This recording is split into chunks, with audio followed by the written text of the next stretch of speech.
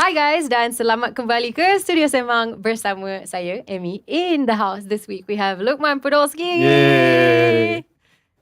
Hai. Episod Hai. ni kita dah tahu dah tajuk dia apa, Podolcast. Oh ya? Yeah. Mungkin kot. Asal tapi belakang lain. Yelah, tapi mungkin sebab you ada kot, so dia jadi terus branding tu dah sampai. Oh, okay. Sebab I rasa that's such a smart name, Podolski, Podolcast. Okay juga. Okay. So untuk Studio Sembang biasa ni kita akan start dengan soalan yang sama untuk semua guest kita, Okay. which is how was your childhood? So Lukman, how was your childhood? Childhood Dari mana? Dari sekolah rendah ke sekolah menengah? Sekolah rendah. Kalau ada apa-apa cerita menarik. Sekolah rendah tak ada apa menarik sangat. Sebab kadang kalau childhood orang lain kan dia macam ponting kelas, pergi sisi. Tak tahu, banyak duduk rumah je lah. Boring Okay. kan? Boring. Faham? Tapi tak semestinya boring duduk rumah. Itulah, kat rumah kadang itulah, tak boring juga. Kadang main game je. So itu memang apa yang you minat lah, games time tu. Betul. Main game je lah sampai kena apa. Sebab my mom studious dulu. So every time dia nak fly, dia sorok PS tu. Kenapa? Sebab dia tak nak bagi I main 24 jam. Kan sekolah kan. Faham? So bila your mom tak ada, terus tak dapat main. Dia sorok dekat almari. Padahal tak tahu dia kadang bila dia nak fly, dia akan sorok satu tempat dia. Betul, kalau I dah tahu tempat tu, dia tukar tempat. Macam mana your mom nak tahu you dah tahu tempat tu ke tak? Tak tahu. Dia balik, mom ada before sixth dia sense balik, kan? kadang-kadang before dia balik fly, I dah jumpa barang tu kan dah main semua kan. I sorok balik kat tempat dia sorok tu. Lepas tu bila dia datang balik kantoi ke tak? Alhamdulillah tak lah. Oh. So daripada main game, dia terus jadi game treasure hunt lah bila your mom tak ada. Okay, faham? Tapi apa yang you minat time tu selain daripada game? You ada minat tak macam buat content ke? Sebab sebenarnya apa yang I tengah cari tu is macam mana you boleh develop you punya interest untuk start content. Sebab I know you started very young juga. I think I start 16 tahun. 16 tahun. Which is form 4 lah kan. So tentu banyak, like I said, macam main duduk rumah kan. So duduk rumah tengok YouTube. Dulu kan zaman YouTube kan, zaman parody semua. So tengok dan mostly Mak Saleh kan. So tengok lah macam best ke kalau buat benda ni kan. So benda tu yang inspired benda tu untuk buat content time tu. Yang menariknya is macam you di antara one of our first, ataupun dari my personal journey pun, I pernah kenal you siapa time tu juga, because you were so early. So early in the social media game. Sebelum apa yang kita nampak sekarang kan, 2024 dah. Semua orang nak jadi content creator. Benda ni dah jadi sangat mainstream bandingkan dengan dulu, di mana macam you cakap, kita tak ada Malaysians yang banyak sangat buat content creation. So macam mana you start dengan, sebelum kita start pasal content creation in your life, macam mana you start dengan social media? Dari mana nak start tu? Your first experience dengan social media lah. Okay, first experience Adakah dia Twitter? Tentu ada apps tu lah, nama dia Vine. So, this is a legendary. Yes. So banyak apa macam orang putih buat content kat situ lah, which is 6 second lah. So try kadang inspired by them buat benda tu kan. So buat slowly. So lama-lama kita orang ada community.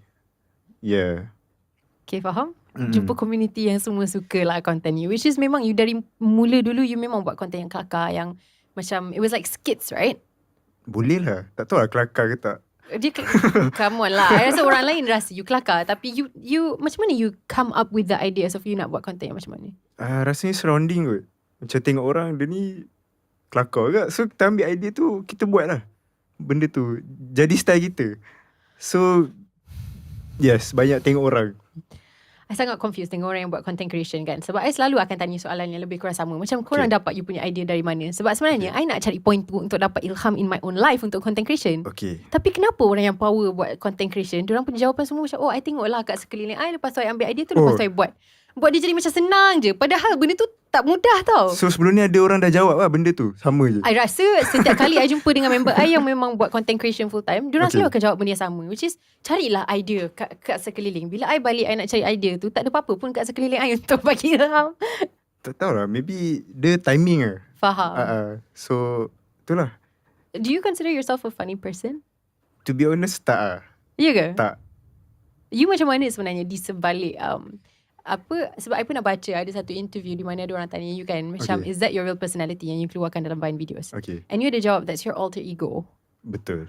So okay, macam mana you dapat idea at 16, betul time you start, untuk wujudkan satu alter ego ni untuk membawa karakter yang orang akan minat dekat online? Okay, soalan dia Kita start strong dekat podcast ni. Okay, tak tahu, maybe sebab I duduk rumah most of the time seorang, sebab I anak tunggal. So bila parents saya kerja, most of the time I kat rumah je. So time tu banyaklah berangan macam, kalau aku jadi macam ni best juga, kalau aku buat macam ni best juga. So benda tu dia bercampur. So lama-lama dia jadi karakter tu. That's why karakter tu keluar. Sebab banyak berangan kat rumah. Sebab yalah parents tak ada. So rumah tu kau punya rules lah. Kau nak buat apa, buat lah. Faham. Dari situlah kreativiti tu mula dan juga macam tak ada macam expand. strict sangat kat rumah. Sebab tak ada orang kan. Buat je lah apa kau nak. Get ready for an eruption of flavor. More cheese in a hot liquid center. More flavor in an... Tapi sebenarnya buat apa yang you nak tu, jadikan satu career lah satu hari nanti. So that's good. So menggunakan masa dengan bijak ya. Oh wow. Kita carilah point untuk positifkan kan. Okay. Betul. So selepas you dah habis sekolah, apa cerita seterusnya in your life? Habis sekolah actually I nak sambung belajar, tapi I tak tahu nak sambung belajar apa. So I ikut my friend ni, which is adik Alex. Kenal dia kat Vine juga time tu. So you guys jumpa dekat Vine? Yes, online. So kita orang gathering ramai-ramai. Okay, ni satu lagi benda yang I rasa macam kelakar. Vine ni sebenarnya dia satu social media yang agak ikonik. Dia macam TikTok lah. Dia macam TikTok, tapi dia TikTok sebelum TikTok TikTok tu sebelum TikTok dia apa Musically. Okay. Sebelum tu Dub Smash. Okay. Sebelum tu Vine. Yes. So Vine ni adalah macam dia punya permulaan segalanya lah. Betul. Sebelum Vine, I tak rasa kita ada video medium yang lain kan. Betul. That's the first. I lagi tua dari you. I tak pernah ada Vine. Okay, tapi you tahu kewujudan Vine. Tahulah kewujudan Vine, tapi I dapat tahu pasal Vine selepas dia dah tak ada dah. So macam mana you boleh, okay, so you dah jumpa satu community kat Vine sebab you dah start very awal, tapi time ni dia belum jadi satu pekerjaan kan. Betul. Macam mana you boleh jumpa dengan adik? Kita orang gathering ramai-ramai, betul, kita orang buat satu clan ni. Clan? Clan. Kita orang buat clan. Wow. Okay lah, kita orang adalah ramai lah, dalam more than 10 orang. Okay. Time tu, so kita which is cool actually kan. Time tu cool lah. Style. Okay, lepas tu kita orang gathering ramai. So kita orang macam mana, ramai sangat takkan nak berbual dengan semua orang. So bila makan kat meja makan tu, yang sana sembang sana, yang tengah sembang tengah. Macam me, Adib dengan orang-orang lain kat ujung yang tempat kita tu, kita sembang je lah with each other kan. So dari situ lah kita orang kenal lagi rapat. Yes. Faham. And then korang plan untuk buat content sekali lah. Surprisingly yes. Dah lah time tu I rasa I paling muda lah kat situ. Semua dah 20. Jangan nanti kita terasa. Man. So bila ajak tu diorang accept macam serius lah, aku ni budak tau. Faham. So dari situ kita orang buat content sekali lah. Faham. Apa plan you guys time ni? Adakah korang ada plan macam satu hari nanti benda ni akan jadi sejenis kerjaya ke? Dia just macam tak ada langsung, ikut the flow je? Ikut the flow. Buat je, buat. Tak ada siapa. Sebab dulu dengan sekarang orang tak kisah sangat. Dulu so kita orang langgar je. Tak ada target apa-apa. Tak ada. Kalau jadi. Faham. Faham. And I guess dulu dari segi macam audience you guys pun, betul, daripada dia jadi audience yang you guys tak seberapa connected, which is apa yang kadang-kadang kita nampak sekarang lah dengan content creators. Sebab audience tu dah makin ramai orang yang pakai social media, so you rasa lagi jauh dengan you punya fans. Tapi dulu I imagine dia macam lebih kepada community, macam mana you cakap kan. Ada tak perbezaan tu? Ke dia memang sama dari dulu lagi? Dulu dengan sekarang lah? Ya. Sekarang tak tahu sangat lah. Tapi dulu sebab tak ramai yang tahu sangat benda ni. So yang macam vibe, vibe. Kalau tak vibe, susah. Faham. So dia jadi like a very underground, like cool kids club kind of thing lah. Tapi underground punya version. Underground cool kids club. Okay, Chun, faham? So selepas sekolah, what happened for you in your life? Habis sekolah tak sambung. Tapi bukan tak buat apa-apa lah. Bukan macam buang masa ke, lepak je, tak ada lah. Macam I pergi rumah Adib. Dia duduk Meru, saya duduk Puchong. So datang rumah dia setengah jam hari-hari. Tak ada hari-hari, tapi boleh kata hari-hari lah. Datang betul buat konten. Nak buat apa esok, lusa nak buat apa. Belajar editing dengan dia lah. Belajar edit video. Tapi tak adalah belajar editing yang heavy sangat. Tak adalah. Yang basic-basic, yang macam orang buat sekarang pakai phone je kan. Dulu dah buat dah. Dulu belajar daripada dia. Tapi dia lagi advance. Dia dah macam belajar, sebab dia ambil foto kan. So dia tahu macam Adobe, benda semua. Kita tak tahu. Kita blur tengok macam okay, susahnya. Tapi mula start dengan phone lah. Belajar daripada sama je. Cuma of course lah, PC tu lagi advance lah. Macam phone dia more simple. So nak belajar pun senang. Slowly belajar dengan dia. Yeah. Edit all of your content by yourself. Betul. Dia sebenarnya dia banyak kan, macam dia berat dari segi mengambil masa as a passion. Betul. Kan? Tapi pada masa ni dia masih anggap dia sebagai satu passion lah, content creation tu. Agak boleh kata passion lah. Passion, betul, passion. Yes. Minat lah. Tapi pada masa tu, as you said, macam you belum lagi anggap benda ni as something yang you boleh jadikan career. So apa cerita-cerita you ataupun apa plan you yang you nak buat? Apa kalau tak ada konten, Kalau tak ada konten ada jadi steward. Faham? So that one day kalau you ada anak, you boleh suruhkan dia punya game. Betul. Following in your mom's footsteps lah. Betul. Tapi itulah, tentu dengar ramai cakap kalau nak ambil test tu tak boleh rabun. Tak boleh rabun ke apa tau. Itu je macam tak boleh rabun. Tak boleh rabun? Kira macam tak boleh rabun kuat sangat ke apa, I tak sure time tu. Sebab kan kalau nak fly kan dia ada test. Ya, I ada, test lah yes, semua apa semua kan. So dia kata kalau pendek rabun tak boleh. Terus down. Macam habis nak buat apa dah dalam hidup.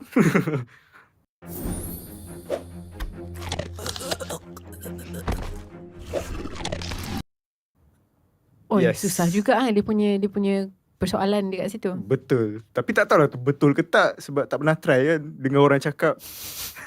Tak terlalu lambat untuk try lah. Betul. Ataupun at the least boleh keluarkan lagu pasal. Okay. Boleh lah disatukan dengan your career you sekarang. Betul. Okay, interesting. So selepas tu, walaupun pada masa tu dia belum something yang you terlalu ambil serius, tapi disebabkan passion, I know you were creating a lot of videos that time lah. That time. And parents you, diorang supportive tak pasal Vine and social media sebagai sejenis pekerjaan? Okay. At first diorang tak suka.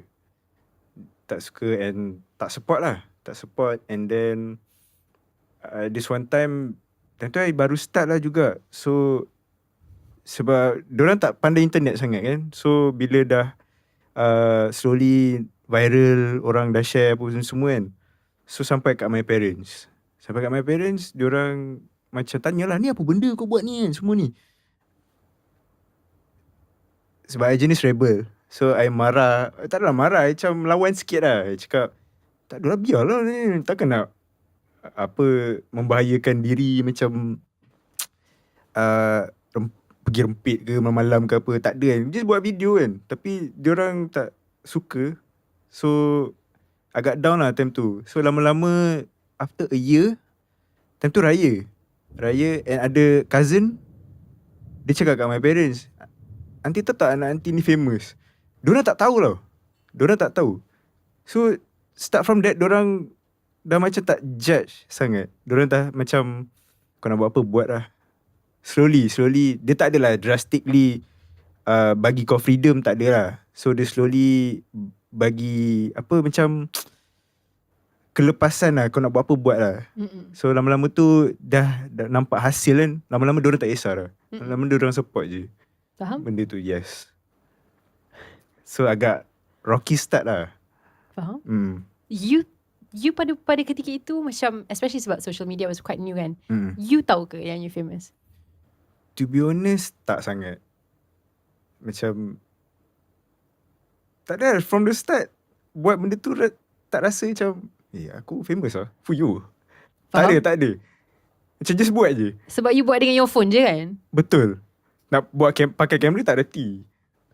Tapi perubahan social media kan sekarang, daripada macam semua orang start dengan phone, lepas tu ada satu zaman di mana macam orang nak pakai kamera, nak bagi nampak quality tu. Betul. Sekarang kita dah kembali ke foto dam. Apa ni? Benda berpusing-pusing kan? Pelik betul. Tapi okay, you masih ingat tak the first time ada orang kenal you in public yang macam, oh my god, you ke Lokman Podolski? Masih ingat tak the first time? Okay. Dia dah lama sangat, terlalu ramai dah kenal you siapa. Okay, maybe time gathering yang ramai-ramai tu, yang I cakap tadi tu kan. Yeah. Tu yang first time dia kenal, like I think most of us lah. Time tu dia minta sign ke gambar, I tak ingat. Yeah, time tu budak tu lah, dia yang first time tegur. Faham? Sebab that time I rasa I kerdil lu macam diorang lagi famous tau. So bila dia datang kita orang, dia cakap, ya kenal lah korang semua. I rasa macam, uish, serius lah, bapak lah. Benda ni boleh pergi somewhere lah.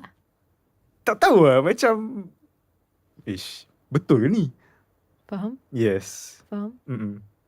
Okay, mungkin soalan ni bunyi dia akan sensitif, tapi I betul-betul nak tahu. Sebab salah satu macam strand of income for me juga is social media.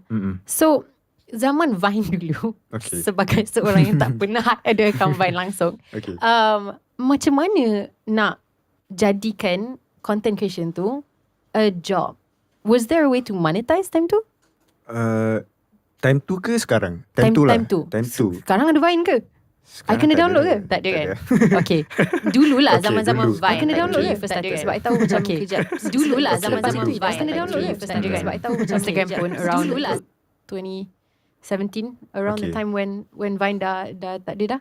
Tapi how did you start like monetizing it, and bila masa in your career dia jadikan satu kerjaya? Time tu I rasa first job for me, untuk buat menghasilkan duit tu kan.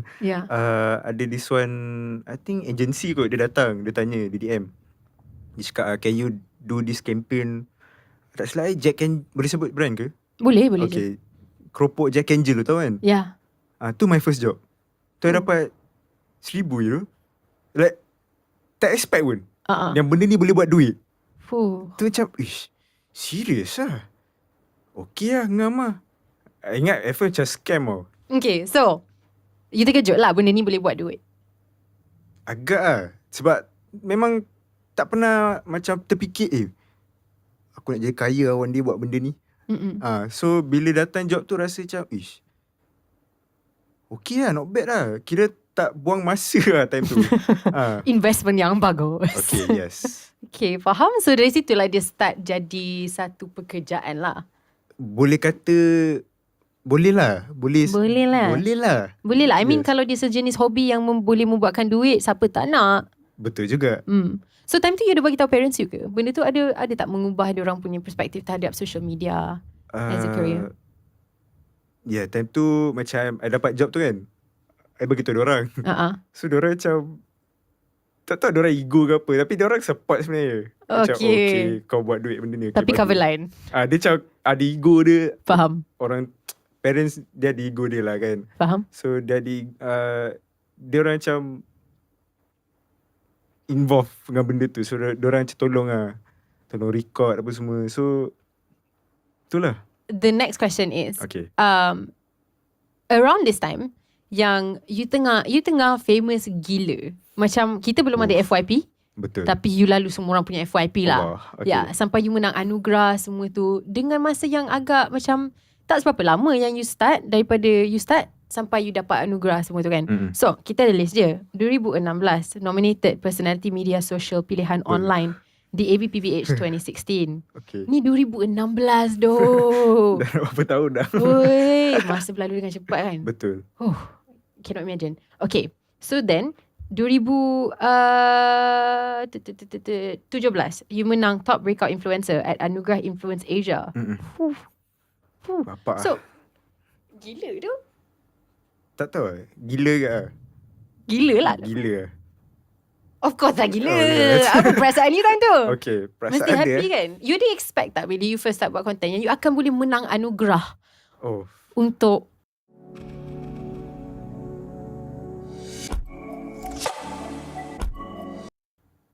content. Like what? okay lah.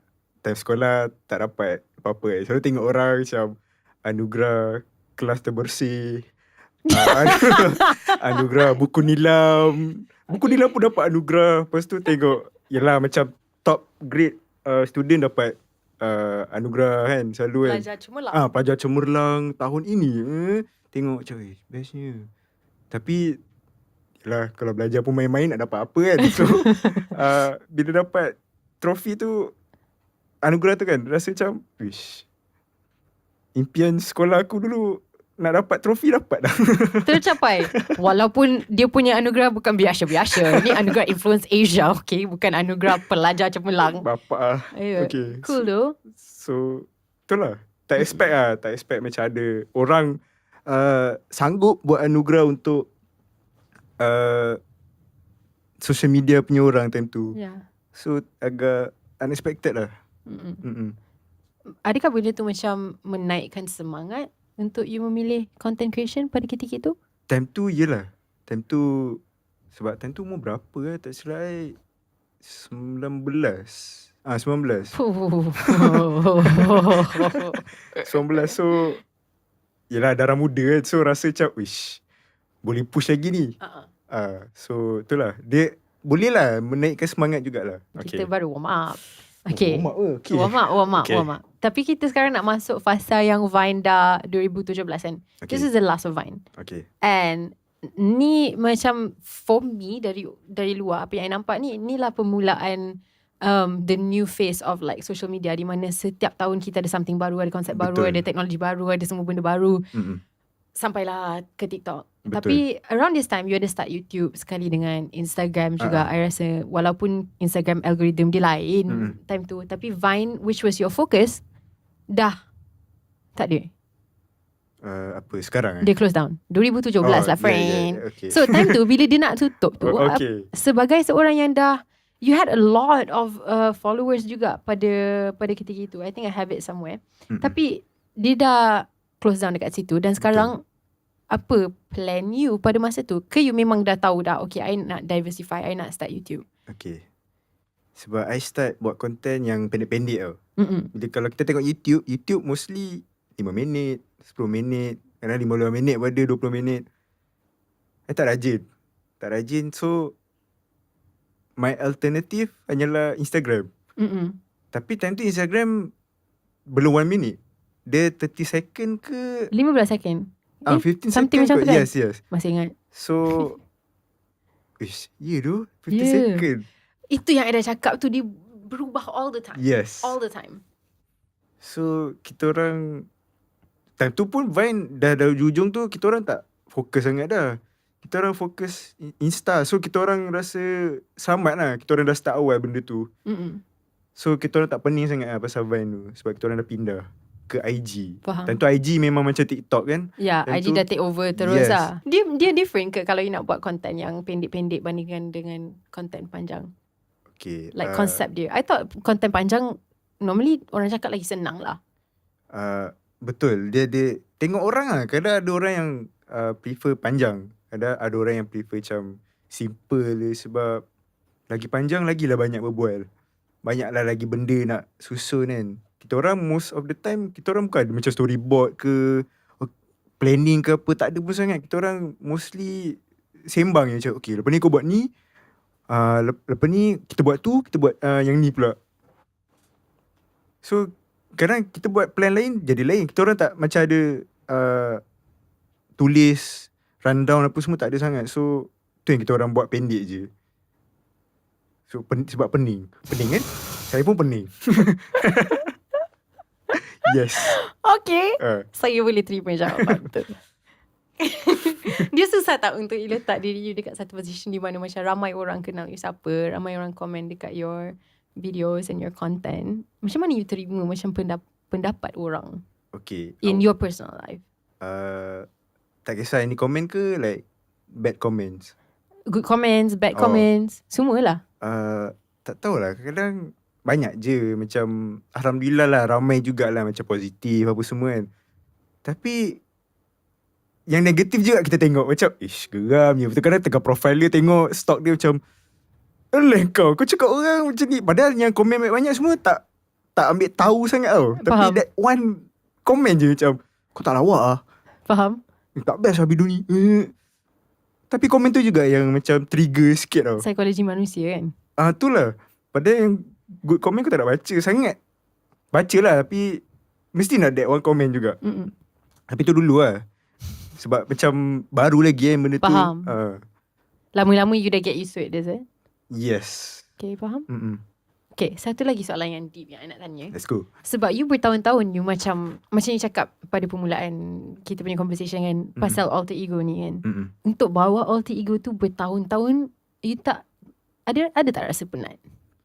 Macam nak kena macam setiap kali nak berhadapan dengan your audience, ataupun setiap kali you nak kena buat content, you nak kena cari tenaga ni yang kat luar Lokman sendiri. Penat ke tak penat Ya. Okay. Penat juga sebenarnya. Pada awal ni penat sebab itulah kau rasa macam aku yang mana satu lah. Aku nak jadi ni ke, nak jadi tu ke, aku tak tahu. So bergaduh diri sendiri, so penat. Kadang dah jadi ni, jadi baliknya tu lupa macam aku bukan macam ni lah dulu lah. So agak penat lah sebenarnya. Sebab bergaduh diri sendiri tu je. Macam tak tahu mana satu lah ni. Faham? Dalam your schedule, berapa lama masa dalam macam sehari ataupun seminggu you meletakkan dekat untuk menghasilkan konten? Dulu lah, tentu lah. Dia tak tahu dulu sebab banyak macam mana? Dulu tak banyak problem tau. Bila kita dah makin dewasa, kita macam fikir makin banyak problem? Bukanlah problem macam ni, tak ada lah. Dia macam banyak fikir macam nanti 10 tahun lagi macam mana benda semua. Dah start fikir jauh tau. So, sebab time tu kan macam buat je lah apa nak buat. So tak fikir sangat problem-problem tu. Problem apa? Tak adalah macam nanti kalau dah kahwin ke apa, nak ada rumah flat pula, macam rumah landed ke, rumah yang apartment ke, apa ke kan. Itu problem yang bagus lah. Kalau dia macam problem yang tak ada kena-mengena tu tiba-tiba datang. Dan makin dewasa ni kan, benda tu datang. Sebab dulu macam tak kisah, macam apa nak jadi lah.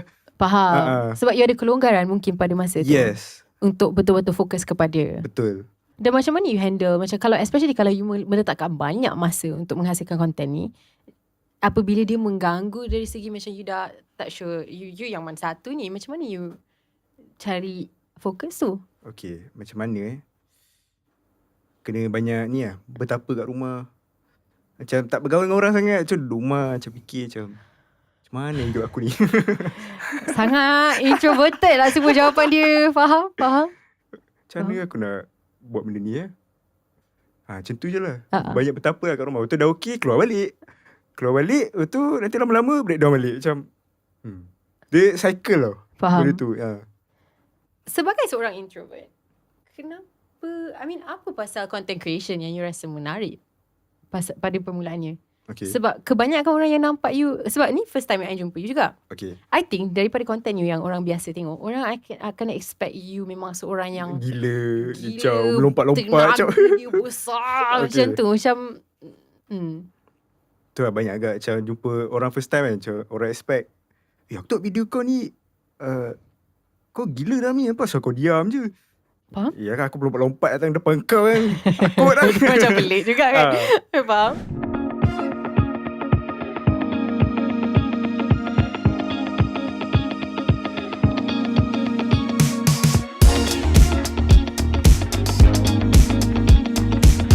Try Listerine Total Care. Teeth looks clean? Think again. Plaque is having a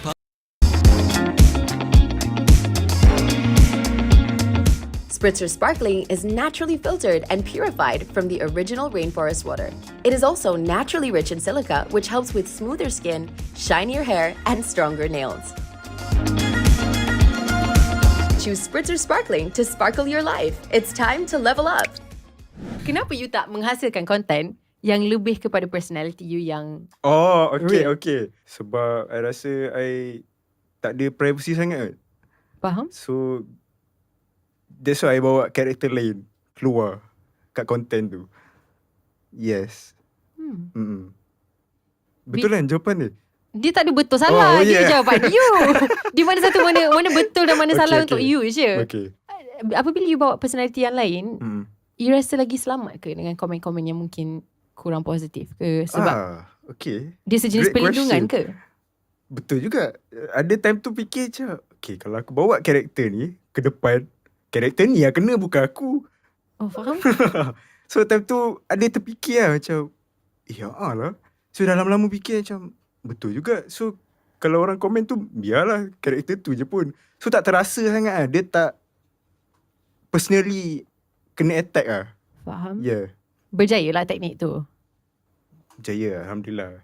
Berjaya sangat. Dia nak menang kurang banyak semua. Of course berjaya. Kalau you buat long form sikit, sebab I pernah buka you punya YouTube. Okay. Semua content you memang, kalau nak jujur, sedikit random. Okay, betul. Sedikit random. Betul. So betul lah. Okay, tapi mungkin kalau dia long form sikit, orang akan nampak lebih of you, which means like tenaga you kena lagi sustain lagi. So what's the difference in terms of you punya persiapan, I guess you punya shooting, konsep tu. Sebab dia very very random lah. Okay, random tu ke itu memang branding you? I rasa memang dari dulu I suka random lah. Benda tu sebab kalau serius sangat, dia jadi tak best. So biarlah random tu yang ambil alih. Okay, pernah nak buat macam serius tau. Okay, why not kita buat this, contohlah benda A kan, idea A, kita buat serius. Tapi tak boleh tau.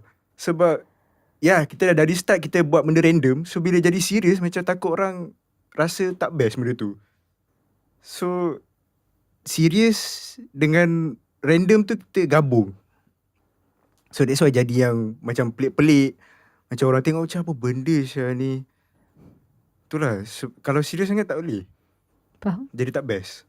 Pada ketika ini, you dah full time buat content. And you dah sangat successful. And you dah ada platform besar, you dah ada audience besar, sampai you boleh masuk ke dalam lebih kepada mainstream media, which is also sangat baru pada ketika itu kan. Betul. Dia tak ramai orang yang datang dari latar belakang social media yang dapat pecah masuk. Contohnya, you jadi presenter for Era Digital Music Award semua tu. You ada tak? Lah lupa dah. Lama dah. Tak apa, selepas ni I hantar research I dekat you. You boleh buat CV terus. Boleh. Firstly, apa plan you untuk masa depan you dalam social media? Okay. Apa expectation you, berapa lama you akan saya menjawab soalan pertama itu. Okay, soalan pertama dulu. Okay, tak tahu sebab time tu pun dah start dengan music actually. Banyak lepak. Dah start dah? Yes. Time tu dah slowly content pun dah macam tak macam dulu yang time I start tu. And then I banyak bergaul dengan orang muzik, macam tengok konten orang pun macam cari idea nak tengok konten orang juga kan. Dah jarang juga. So banyak dengar lagu macam beat-beat kosong apa semua. So itulah macam fikir buat muzik pun best juga. Dia tak sesama macam buat konten video tu, tapi itulah dia dah slowly ke arah muzik. So itulah, video dah jarang lah time tu. So fikir apa nak buat lah time tu, buat muzik je lah kot. So that's why I slowly pindah. Faham? Yeah. Tapi minat you terhadap content creation tu masih ada ke selepas a long time you dah macam okay, minat tu dah kurang? Rasanya dia burn out dulu time tu. Ya. Rasa macam, sebab hari-hari buat tau. Tak adalah hari-hari buat. Everyday fikir, so buat konten apa lah, lusa konten apa, hari ni konten apa, hari-hari. So rasa dah penat lah buat benda ni. Dah tak jadi fun lah. Dia jadi macam satu pekerjaan. Faham? Lirik apa lah tu? Billie Eilish punya lagu apa tak? What was I made for? Ke lagu yang lain, Billie Eilish, Ocean Eyes. Dia ada banyak lagu sebenarnya. Adalah satu lirik tu dia cakap macam dah benda yang aku suka tu kau dah jadi pekerjaan. Oh, faham? So itulah. That's why I dah rasa tak boleh ni. Apa nak jadi kan lagi macam 10 tahun lagi. What is the future nak buat nanti. So that's why I solely ke music. Yeah. Sebenarnya I rasa future tu dalam social media tu memang ada. Cuma kalau hati tu dah tak ada, then what's the point? Betul juga. Buat dengan cara yang tak ikhlas. Dia penat. Betul? Dia burnout. Geram. Faham? And then satu lagi yang I nak tanya is, bila you dah buat something berdasarkan minat, tapi dia dah jadi pekerjaan dari segi you kena fikir pasal I don't know brand deals ke, macam mana you nak buat commercial untuk brands. Benda tu mengganggu ke dari segi like the art yang you nak sampaikan tu? Best gak soalan ni. Okay, awal-awal most of the yang approach lah, macam klien apa semua, Diorang best tau. Diorang bagi kau nak buat apa, kau buat lah. Janji apa yang dia nak. Contoh dia nak A, B, C ni ada dalam content tu. Okay lah, settle lah kan. Tapi dah lama macam tu, dah start jumpa macam klien yang tak best. Yang macam tak boleh buat ni, tak boleh buat tu. Dia dah mengarut tau. Kau nak apa sebenarnya kan? Kata awal-awal kau nak ni, lepas tu kau nak tu pula. Nak yang mana? Dia kacau. Dah jadi tak ada freedom. Freedom tu dia kacau lah sikit. Tu yang geramnya aku. Tak, I faham sangat. Sebab I rasa macam sebagai seorang content creator yang berjaya dah untuk menarik you punya audience kan, yang suka dekat content you. Kalau orang lain masuk dengan vision sendiri dan mengajar you lebih kurang lah macam mana nak buat content you sendiri, yang you tahu benda tu tak akan jalan dengan your audience, sebab you yang paling tahu. I tak faham kenapa diorang tak bagi kelonggaran terus kepada content creator tu. Sebab kalau ikutkan you yang sepatutnya lebih tahu. Sebab itulah diorang approach kan. So I expect, okay lah, bagilah kita orang freedom buat benda tu. Lama kelamaan diorang dah macam tarik freedom tu. So macam tak best lah. Yeah. So adakah itu satu sebab kenapa sikit you lah. Dia kacau lah. Tu yang macam malas lah. Kan buat ni kan tak best pula, buat tu tak best, klien ni tak nak, klien tak nak. So lama-lama down. Tu je lah. Dan mungkin dekat music you ada lebih banyak creative freedom? Music boleh kata okay lah, sebab tak lah, maybe jiwa dah ke arah lain kan time tu. Faham. Tu yang fokus music time tu. Yeah. Okay, satu lagi soalan yang menarik, which is, yes. Okay, I'm not sure macam mana you akan jawab lah soalan ni. You pernah tak macam rasa macam disebabkan content creation ni, dia mengubah the way that you pandang diri you sendiri? Okay, content ni lah. Ya. Benda-benda content semua ni lah. Bukan pasal content, tapi lebih kepada cara yang social media ni function. Okay, maybe tak tahu, maybe kita tengok orang dekat IG macam best apa semua, macam compare diri ke apa? Itu satu. Okay. Satu lagi, untuk kerja kita, semua orang sekarang yang bekerja dengan social media, part of the job is untuk menentukan yang kita punya followers boleh naik, likes boleh naik. Sebab itu yang menentukan pendapatan kita juga. Dan bila benda tu dah jadi terlalu dekat dengan diri kita sebab kita kan produk, dia akan mengganggu tak cara yang you nampak diri you sendiri? Sikit lah. Dia more pressure lah. Pressure macam banyak doubt dengan diri sendiri. Tak pasal-pasal. Benda tu kita buat dia kan. Kita yang buat. So banyak pressure diri lah. Ramai orang, especially zaman sekarang, rasa macam nak jadi seorang content creator ni adalah sesuatu yang sangat glamorous. Tapi macam awak sendiri cakap, kalau kita tak careful dengan macam mana kita bawa diri, ataupun kita anggap konten tu, ataupun kita menghasilkan konten tu, dia boleh makan diri kita. So macam mana nak elakkan benda tu? Dan adakah perasaan tu memang akan datang kalau kita memilih social media sebagai sejenis kerjaya? Jangan fokus sangat lah benda tu. Sebab kadang benda tu makan diri. And kadang sebab kita tengok komen apa semua, macam kita tak buat apa, tiba-tiba kena maki kan. Kadang kita rasa down. Down tu jangan lama sangat lah.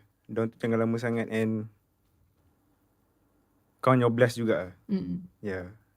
Jangan compare sangat dengan orang lain. Macam contoh tengok dia, wish power tu dia. Jangan down. Inspiration lah benda tu. Ambil benda as Kalau dia boleh buat, aku pun boleh buat. Faham? Tapi janganlah jahanamkan diri pula. Kalau kau nak buat betul-betul lah. Buat betul-betul and itulah passion lah. Sebenarnya dia passion je sebenarnya. Yeah. And satu lagi macam jangan anggap orang lain sebagai competition. Betul. Lebih kepada inspiration kan. Faham? Sama-sama berjaya. Macam why not? Yeah. Janganlah rasa macam terancam macam alamak orang suka dia lah. Macam mana ni kan? Tak apalah, just be yourself, be different lah. Golongan content creators, is it very competitive? Tak sure. Tapi you tak pernah rasa macam dia competitive on your tak side ada lah? Macam Itu bagus. Macam I dalam dunia I lah. Faham. Macam tak kacau orang kan, nak pun nak terasa. Kalau you tak kacau orang takkan kacau you lah. Betul, dia. Yeah. Faham. Okay. So, sebelum kita masuk kepada singing, which I ada banyak soalan untuk singing juga. Dia dah berpeluh. Kita baru nak start ni. Tak berpeluh. Dia berpeluh dalam otak. Berpeluh dalam otak? Yes. I don't know if that's a good or bad thing. Tak tahulah. Okay, tak apa. Kita sambung je. I nak tanya you pasal lakonan. Okay. Sebab you ada berlakon juga. Okay. Apa reaction tu? Saya tunggu soalan ni. Tunggu soalan ni. Okay. Pertama sekali, kalau tak silap, lakonan pertama yang official lah is telemovie Budak Lorong. Oh yo. Okay. Betul? Betul. Okay, betul. So macam mana nak jadi seorang pelakon for the first time? Ke you rasa macam you dah practice benda tu daripada you punya content? Okay. Berlakon sebab ada orang camera shy kan. You camera shy ke? Dulu lah. Macam mana you boleh camera shy kalau you buat content setiap hari? Sebab itu kita pasang tripod, kita seorang je. Macam kadang-kadang bukan you seorang. Ada je orang kat sebelah. Tapi tak selalu. So biasa dengan seorang je. Camera shy tak ada sangat. So bila dah macam masuk dunia lakonan kan, ada skrip, lepas tu ada orang ramai depan tu, takut lah juga at first. Takut and takut buat salah ke, takut kena maki ke apa. Faham. Tapi tak ada rasa seronok ke? Tak ada rasa macam okay, I nak jadi pelakon seorang ni, tak ada. Dia seronok juga. Tapi dia seronok untuk try, bukan seronok untuk join terus. Faham. Yes, betul. Okay, so selepas telemovie tu, dia ada satu filem yang you pernah buat. Okay. Ya, 2017. Yang I cari tiba-tiba hilang. Betul. Apa jadi dengan filem tu? Sekolah Haha. Yes. Sekolah Haha. Yes. Tapi you guys dah shoot? Dah shoot, dah habis. Itu projek kedua? Rasanya lah. Rasanya, ya. Telemovie lepas tu terus naik filem je. Itulah. Dah lah tak ada masuk kelas, macam kelas acting ke. Tak ada tau. Dia macam tiba-tiba kau tak tahu apa, kena campak kat situ terus. Tapi watak tu sama macam personality you ke macam mana? Tak, dia pasal budak sekolah. Dia bukan pasal cinta ke tak. Dia more to like friendship punya, macam sekolah punya friendship lah. Cerita tu. So yeah, kena jadi budak sekolah. Tapi apa jadi dengan cerita tu? Tak tahu, cerita tu dah hilang dah. Tak keluar pun. Okay. Tak keluar and disappointed kat lah. Then kenapa you tak try lakon again? Sebab bukan I yang direct. Siapa lah? Syafiq Yusof yang direct. Faham. Sharifah Amani, ada Arwah Libano, ada Yasin Senario, betul ramai lagi lah. Best. Rasa time tu macam, biar betul lu dapat berlakon diorang ni kan. Why not? Try je lah. Tak keluar. Faham. Tapi ada tak belajar apa-apa dekat set tu dari segi I guess production value yang you boleh apply dekat you punya content sendiri? Okay, selalu kita shoot content sehari kan. Sehari. And time tu agak burn out juga sebab dia 20 hari straight. Contoh, call time 7 pagi. Besok 7 pagi baru habis. Betul, call time hari sama pukul 11. Selamat datang ke lakonan. Dia challenge yang baru lah juga. Challenge yang baru. Tak apalah, kalau you anggap benda tu sebagai positif, sebagai challenge, itu bagus lah. Awal-awal kan?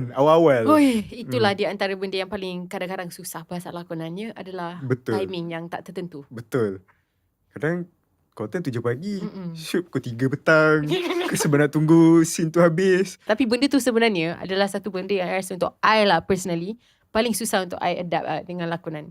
Sebab call time yang awal, lepas tu kita start shooting tu macam beberapa jam kemudian, and then nak dapat jawapan tu semua orang tak tahu. Dia bukan salah production pun, kadang-kadang nak kena tengok lah di hujan ke, benda-benda yang kat luar control kita orang, tapi betul, kita kena hadap lah sama-sama together kan.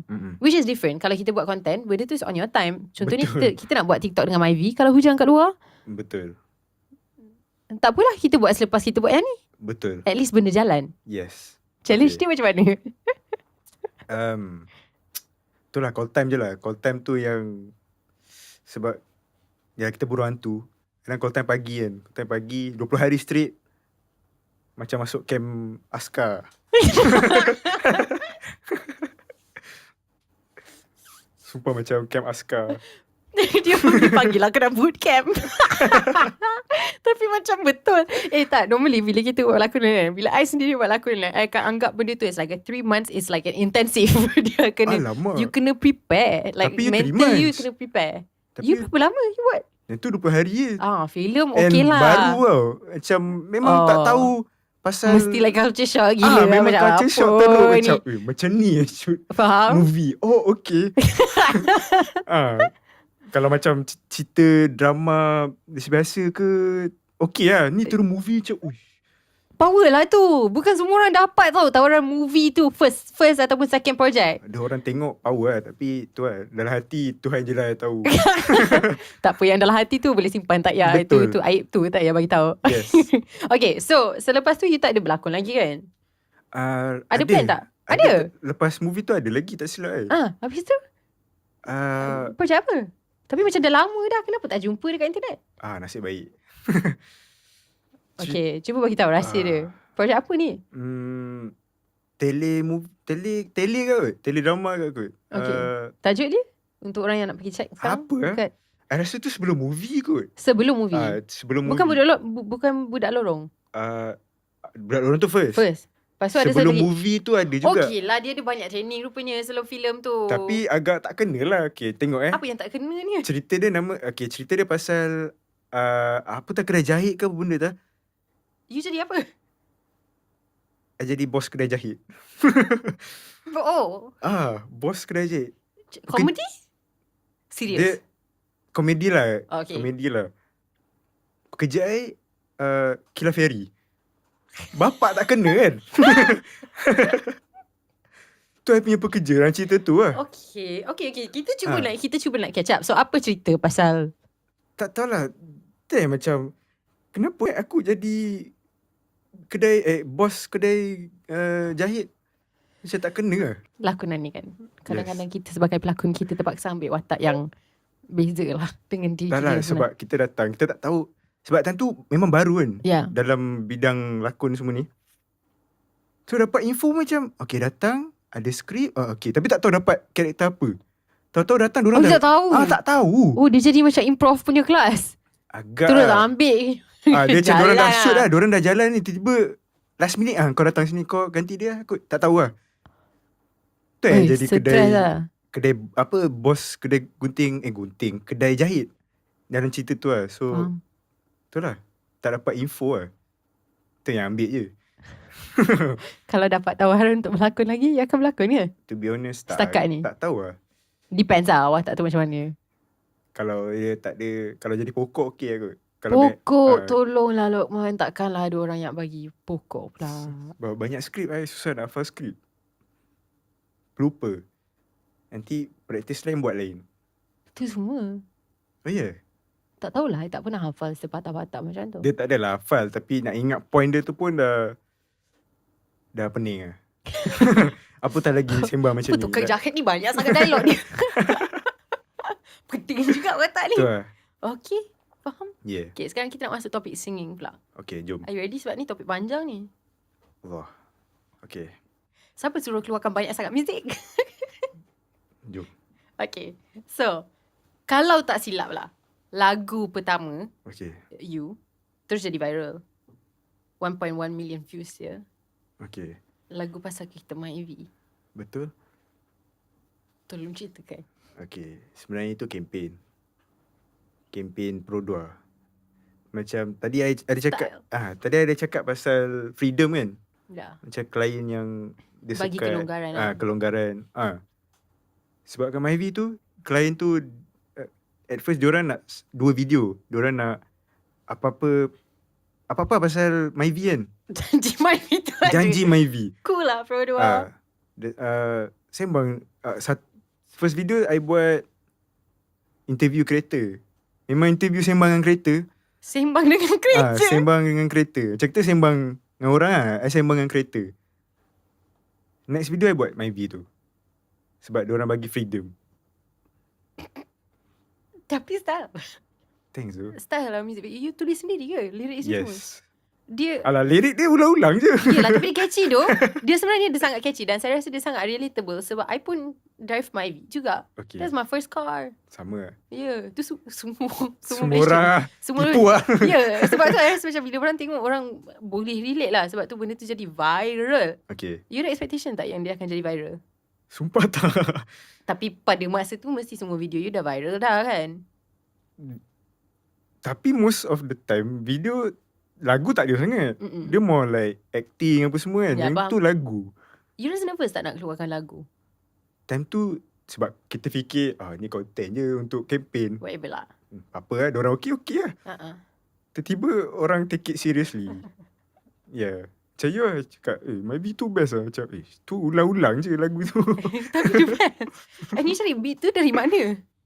Buat sendiri? Cari kat YouTube lah. Time Sumpah. tu, yeah. Tak ada copyright semua time tu lah. Time tu, kita tak ada pun. Tapi konsep tu memang tak wujud lah. Boleh je macam buat lagu sendiri weh. Kreatif betul. As long, tak tahu lah, tak sure time tu. Baru kan. Benda pun baru. Kita tak tahu sangat. Ya. Tak ada. Just, time tu langgar je lah. Buat sendiri.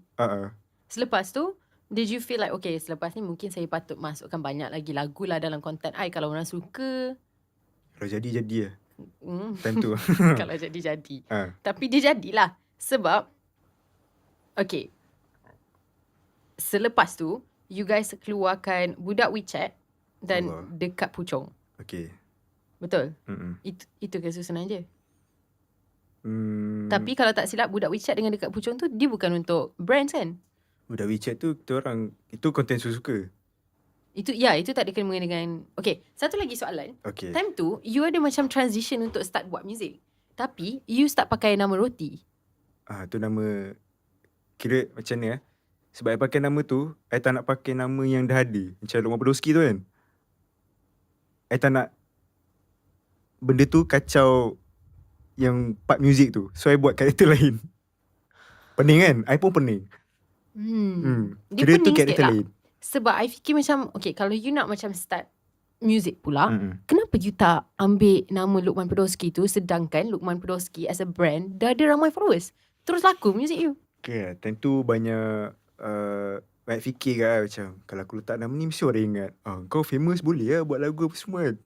So nak mengelakkan, tak tahulah benda tu, rasa I je kot yang fikir time tu kan. So that's why I buat nama lain.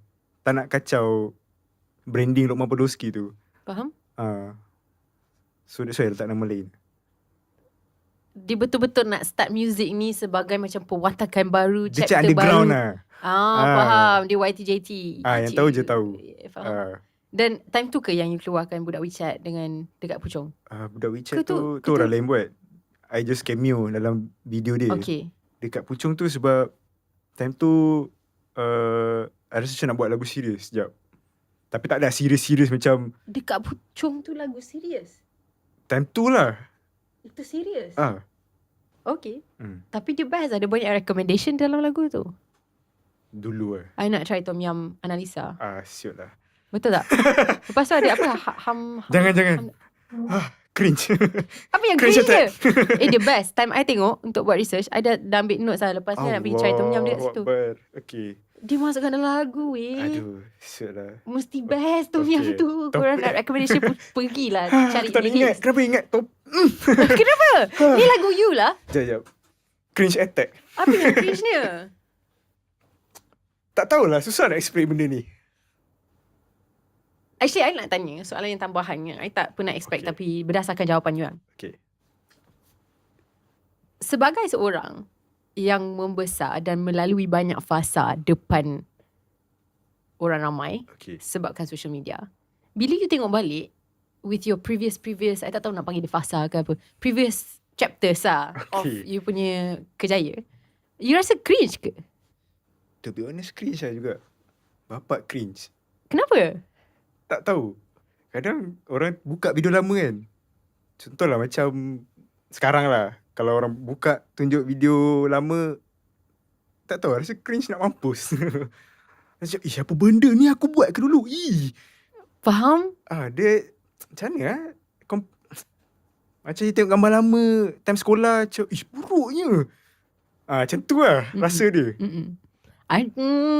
Takkan tak pernah rasa? Takkan orang lain tak pernah rasa? Okay, rasa. I rasa orang ramai rasa dan boleh relate. Tapi masalahnya, gambar budak-budak kecil yang I rasa cringe tu, bukan 1 juta lebih orang yang tengok. Aduh. Itu I dengan juga family I dia, faham tak? So dia punya level tu memang lain lah. Pendapat I yang you tak pernah minta pun pendapat I, tapi sekarang I nak bagi juga. I tak rasa you patut rasa cringe. Asal? Sebab time tu you tengah membuat content untuk audience you pada ketika itu. Dan you berjaya membuatkan audience you pada ketika itu jatuh cinta dengan content you. Which is, kalau you buat content tu untuk audience 2024, mesti content you lain. Betul. Untuk mengikut taste 2024. Tapi kita yang bila kita tengok belakang, kita tengok macam apa yang pernah jadi in our careers, itu relevan untuk masa tu. Kalau dia cringe bukan sebab content you cringe. Dia cringe sebab 2024, apa yang orang suka sekarang, tak samalah dengan 2020. Ke 2018 ke, I tak tahulah bila content yang kita tengah cakap ni. Make sense tak? Make sense juga. So dia tak cringe lah. Maksudnya you berjaya at that point. Time tu tak cringe lah. Tapi kalau tengok balik macam, tak boleh lari lah benda tu. Benda cringe tu tak boleh lari. Dia akan ada juga macam, apa ni? Lagu di antara lagu-lagu pada zaman roti ni, mana satu yang you rasa least cringe, yang you paling favourite sampai sekarang? I rasa ada nama lagu tu Pinggan tu. Pasal Pinggan? Pinggan. Ya, I tahu pasal lagu Pinggan ni. Tapi itu favourite you? Time tu lah. Kenapa Pinggan? Sebab tu my first time I diss housemate I. Tu pasal housemate you. Sebab I nak tanya. Sebab bila I tengok semua macam lagu-lagu zaman ni kan, kita ada Masa, kita ada FIFA, kita ada Pinggan. Damn, jangan ingat lah benda-benda tu. Lukman dah macam nak cari macam mana I nak duduk kat bawah sofa ni. Tapi I rasa lagu dia pelik kan. Sebab Masa tu I rasa macam satu lagu yang sangat sebenarnya deep. Deep lah lagu tu. Deep. Lepas tu dia keluarkan lagu Pinggan. I macam Nivea Men Deep Mud Foam menyerap minyak dan kotoran. Kawalan minyak 8 jam agar kulit lebih cerah. So dalam perjalanannya sebagai seorang penyanyi as Roti, apa konsep, apa genre, apa ke dia masih lebih kepada parody ke? Genre time tu I banyak layan R&B, Korean punya music lah, macam tu lah. Banyak influence dari situ lah. So yang tu yang keluar my, nak buat serius macam tu lah, macam habit I tak boleh nak serius sangat. Macam sekarang lah dengan interview ni boleh nampak juga. Tu lah juga. Yelah. So itulah. Tapi yang pelik, untuk seorang yang memang suka benda-benda kelakar yang tak seberapa serius, lepas you dah transition dengan Warner pula, lagu tu dah jadi macam serius. Betul tak? I rasa kalau tak silap, your first solo single seorang. Betul? And time ni you dah tak pakai nama Roti dah. You dah kembali kepada Lukman Podolski. Apa? Where's the flow? What's happening? Sebab I join Black Hat Cat tu, time tu Alip. Alip Sweat tu kan. Time tu dia macam kepala lah kat situ. So sebab I memang minat dia time tu. Tiba-tiba kerja dengan dia, rasa macam, fuyo, serius lah. Tapi itulah, kena tukar balik nama tu,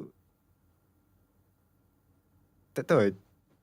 Sebab nak teruskan nama roti tu. Tapi sebab macam label cakap, why not just go with nama yang dah ada ni kan. Ya. Itulah. Jadi serius balik. Sebab itulah kerja dengan Alip kot. Faham. Ya. So pressure lah. Macam nak main-main, dah tak boleh main-main dah ni. So you dah start ambil benda tu lebih serius lah? Yes, slowly lah. Susah ke struggle ke nak ambil benda tu serius? Awal-awal susah lah. So actually playful kan. Macam tak lah, langgar je lah. Lama-lama konsep langgar je lah tu dah macam tak boleh pakai dah sangat. Faham. Sebab takut nanti silap ke apa, kita tak tahu kan. Yeah. So slowly ambil benda tu serius.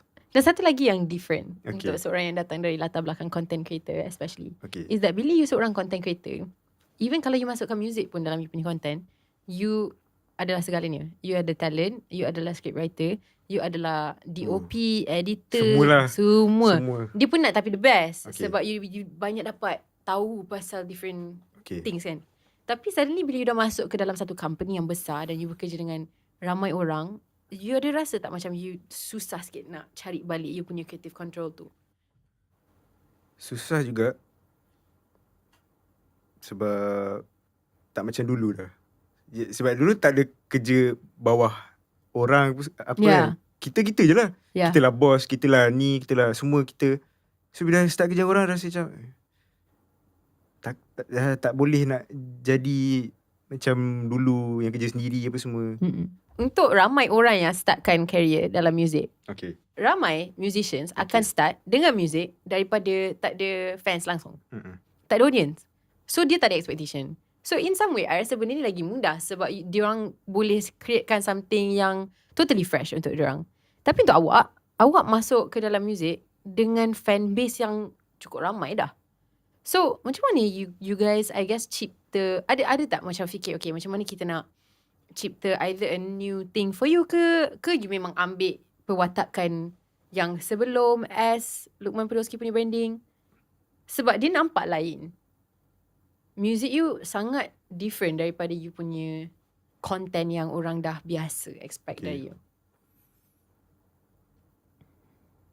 Tak tahu, kadang tak tahu orang nak dengar apa music. So kita cuba je lah buat kan. Buat, tapi janganlah tiru bulat-bulat. Maybe ambil sikit ke idea. So study juga macam orang suka dengar apa. My age lah. My age. Kadang itulah, gamble je lah, gamble. Orang slowly macam accept. Diorang suka sound macam mana apa semua. So that's why I study apa orang suka dengar. Sebab tu I keluar macam try apa yang diorang suka dengar. Faham. Benda yang tak complicated sangat lah. Benda yang macam simple je. Yang relatable juga. Yes. You tulis your own lyrics kan? Tak juga. Depends. Yeah. Seorang yes. I dengar Alip. Okay. Tapi dia support sikit lah. Dia support jugalah. Tapi konsep tu datang dari you? Tak juga. Sebab time tu takut. Dia nervous tau. Saya nervous. Bukan dia, sorry. Dia interview. Macam ni lah interview kan. Suka buat apa benda semua. Oh, suka buat seorang-seorang. Okay lah seorang lah. Okay lah. Dah tu je. Tu yang I tulis pasal seorang. Sebab dia faham? Tak, dia macam pressure tu. You tulis lagu Kembar ke? Kembar tak. Oh, okay. Tapi semua konsep tu datang daripada you ke? Sikit lah. Sebab I pernah cakap awal tadi, I macam banyak gaduh dengan diri sendiri. So I beritahu orang yang buat lirik ni, which is nama dia Muyu, Sabala. Aku selalu gaduh dengan diri aku lah. Tahu-tahu dia dah siap lah lirik tu. So I nyanyi je lah. Tapi I dah agak dah benda ni datang daripada you punya life story. Sebab dia, okay, I pergi baca tahu you punya lyrics. Apa? Betul-betul study. Okay. Are you nervous? Silakan. Okay. Seorang. The whole lagu is about being alone. Faham sangat. Okay. The second one, Kembar.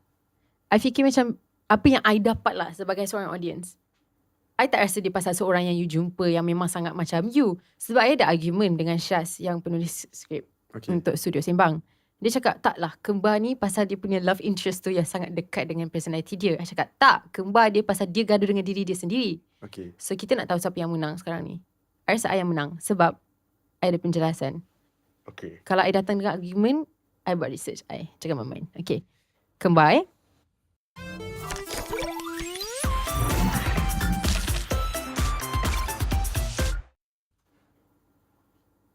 Kembar dua-dua lost. Seorang diam, seorang boss. Salah satu part daripada lagu tu. Next one. Camera flash, muka ada senyum. Bila selesai, ya, kenal masih belum. I rasa macam deep though untuk seorang yang kerja untuk social media. Dia pasal diri you kan? Betul. Apa yang kita sembang tadi tu betul lah. Yelah, macam ada seorang yang boss yang you patut macam bagi orang nampak, and then the seorang you yang diam di sebalik itu. Yes. Betul juga kan? Kan? Ya, baru terfikir. Ni lagu you, bukan lagu I, friend. Lepas tu, okay, I ulang balik yang part tu. Camera flash, muka ada senyum. Tu you bila you bekerja. Bila selesai, ya. Kenal masih belum? You di antara you dengan audience you. Betul? Just nak tanya. Okay.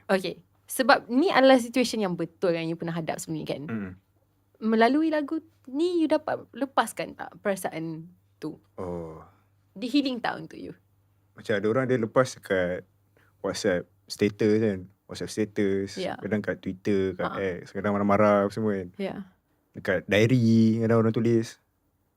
Macam for me, I tak buat benda tu semua.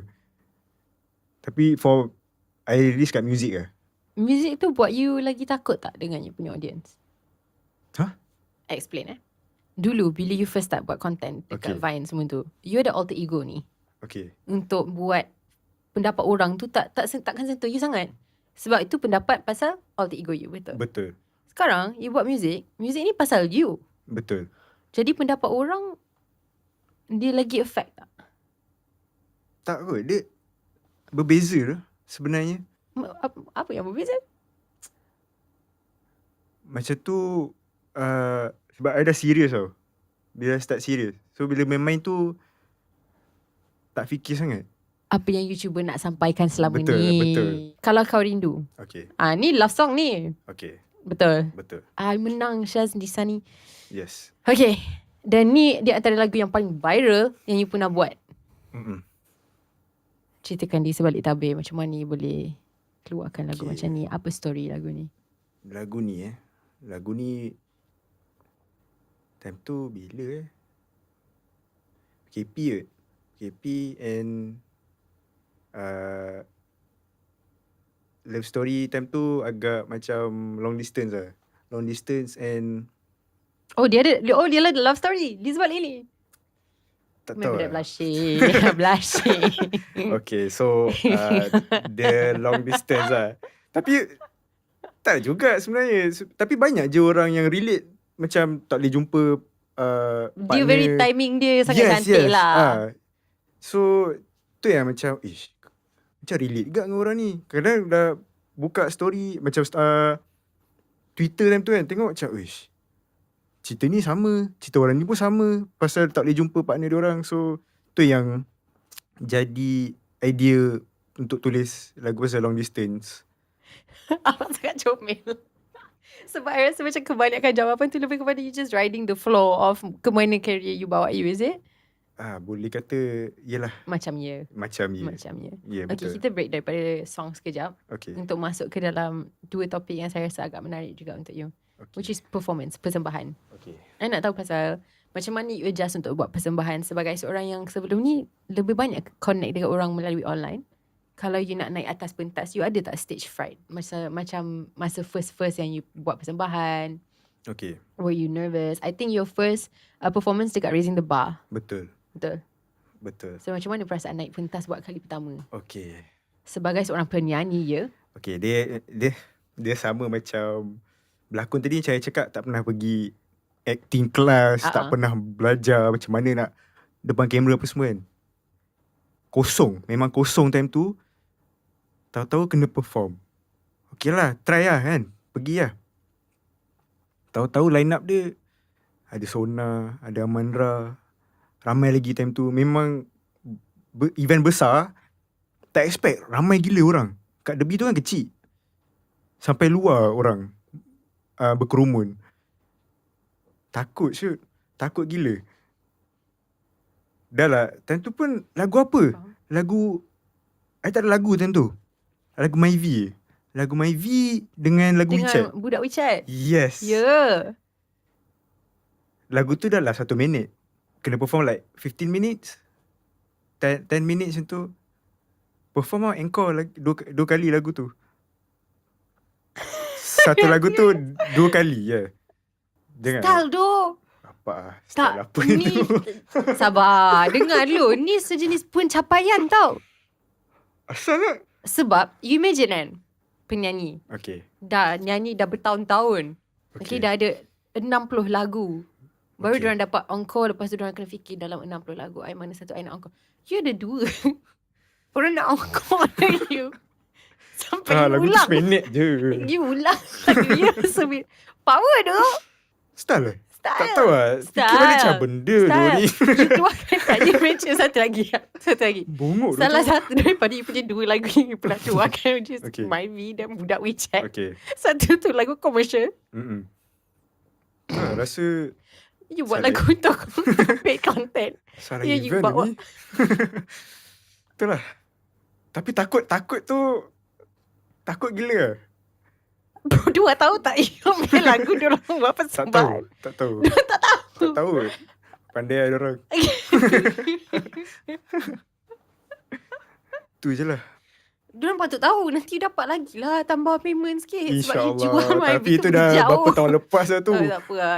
Dah tak boleh kot claim sekarang. Tak boleh dah.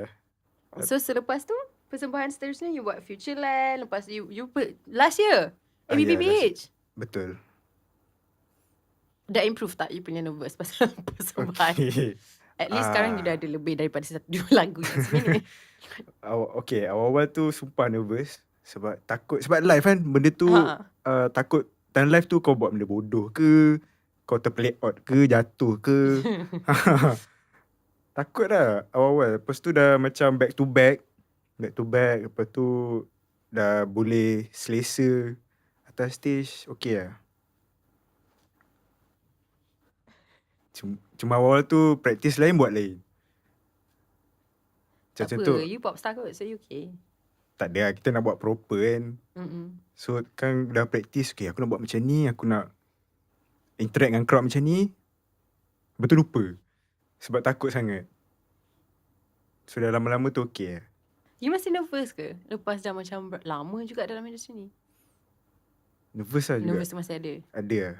Okay, I nervous juga tau sebenarnya. Oh ya? Yeah. Yelah, I nak kena interview you. Betul. Jadi sebenarnya pressure tu dekat I. Tak apa, dua-dua pressure. Okay, kita sama-sama pressure. Lepas tu kita sama-sama stress. Okay. Dalam pengalaman you sebagai seorang host podcast dan sekarang pengalaman you sebagai guest tak lah, podcast. semua nervous lah. Semua nervous. Ui, hancur macam tu. Tak tahu macam mana nak recover lah kalau semua nervous. Tapi you ada start your own podcast. Podcast. Idea tu datang dari mana? Datang dari Black Hat lah. Black Hat, diorang suruh buat podcast. Jujur sangat. Okay. Lepas tu? Suruh buat podcast tu macam okay juga buat podcast kan. Lepas tu lupa, aku ni tak main bercakap. Kenapa aku pergi buat podcast tu? Tapi I tengok podcast you. Okay je. Apa yang tak pandai bercakap?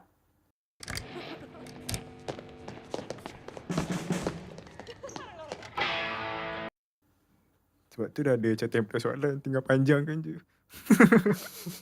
Tapi as yang orang tak banyak cakap, susah juga benda tu. Sebab kita as host kan nak berbual, tak nak bagi dia kosong. Kosong, susah juga.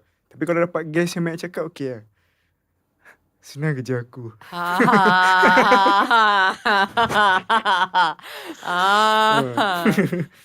Tahu tak apa. Dia tak suka kena, tapi dia suka buat orang. Untuk you punya episode of podcast, apa yang you rasa paling best pasal that thing? And kenapa you hanya bawa untuk 6 episod saja?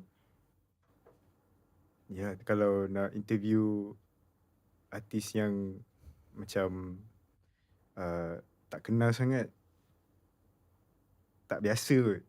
Sebab yang interview tu mostly dah macam dah pernah lepak, Pernah bekerja. Pernah bekerja. So senang lah. Macam I cakap, I orang yang bukan banyak bercakap. So sebab tu diorang sahaja. Faham? Yeah. Dia mengambil masa ke untuk you warm up dengan orang? Macam mana? In general ke apa? Ya. Ambil masa juga lah. Ambil masa. Dia tak boleh mengejut. Dia macam takut juga lah. Takut salah bual dia. Sebab kalau first time tiba dah salah bual lah, habis lah. So tu yang nervous. Faham? Takut I rasa lah. semua orang rasa benda yang sama lah sebenarnya. Oh yeah. Kot. Tak lah. Kot. I pun rasa. So macam mana you mengatasi benda tu? Betul. Berjalan je. Tembak je. Goreng je. Terpaksa kan? Betul. Kalau benda tu kerja. Dan I rasa macam dalam entertainment industry sebenarnya you pernah buat. Ni skill yang sama. Macam apabila you meletakkan alter ego tu, kita semua kot dalam industri ni ada alter ego kita masing-masing. Untuk menyenangkan kita punya adjust dengan kerja kita. Yang kadang-kadang kita kena bawa tenaga tu juga kan. Tu I rasa dia benda sama. Tapi I think untuk music kot mungkin you dapat lebih banyak freedom untuk mengikut your real personality. Betul. Betul? Saya setuju. Okay, bagus. Okay, so sekarang kita kembali kepada you punya current music. Okay. Okay, so 2022, sebelum kita masuk exactly your current music punya phase, you pernah cakap 2022 yang you rasa macam untuk buat content macam mana you buat dulu, parody semua tu dah tak sesuai dah sebabkan your age. Tu interview tu eh? Yeah, you jawab dalam interview. Interview apa tu? Tak tahu interview apa, tapi adalah reference tu. Kejap lagi I boleh bagi reference source notes. Okay.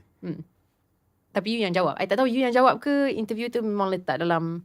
Apa tak ingat dah jawab apa interview. I cakap Betul ke statement tu? I rasa sebab I tak tidur time tu.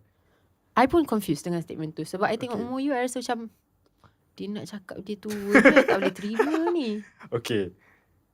Sebenarnya tak tidur hari tu. Penat Interview, bukan penat.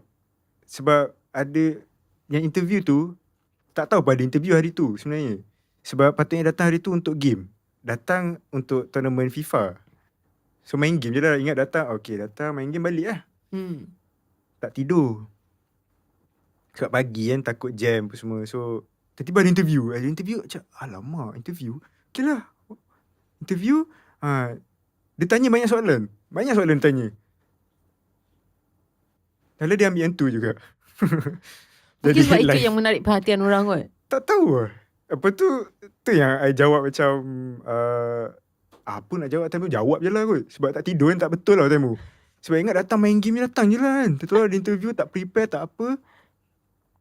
Tak tahu dia ada interview. So tak betul macam you terkejut lah. You kena serang lah dekat situ. Macam tak tidur tiba orang banyak tanya macam apa-apa je lah. Apa je jawab je. Okay, faham? Tu yang keluar statement tu sebenarnya. Faham? Biasanya you prepare untuk interview? Tak juga sebenarnya. Itulah yang nak. You prepare ke untuk interview ni? Tak tu. Yelah, I tak expect pun you prepare sebab kita orang tak bagi ke soalan ke apa ke. Tak ada kan? Tak ada. Mana ada? Oh. Cuma bukanlah as in prepare. Dia macam mental punya prepare betul, lah. betul. You macam bersedia untuk orang tanya soalan. Betul. Dia bukanlah macam okay aku dah prepare betul-betul buat ni apa semua. Tak ada lah, bukan. Okay. Dia macam santai. Janji kau dah macam jangan. Tapi janji macam you tak diserbu macam tu lah. Betul. Faham? So, tak adil tu. That's why terkeluar statement macam tu. Tapi statement tu tak betul lah cerita dia.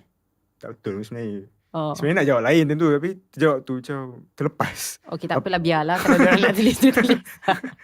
Tapi tu lah dia banyak soalan tu yang headline. Selalu macam tu. Tu lah tu. Hey. So, maksudnya kalau statement tu tak betul, you tak nak habis lah buat. You takkan tutup chapter content tu. Tak tutup pun sebenarnya. Benda tu ada je. Cuma tak macam dulu lah. Dulu macam hari-hari je kan keluar. Nak dapat balik momentum dulu tu tak sama dah.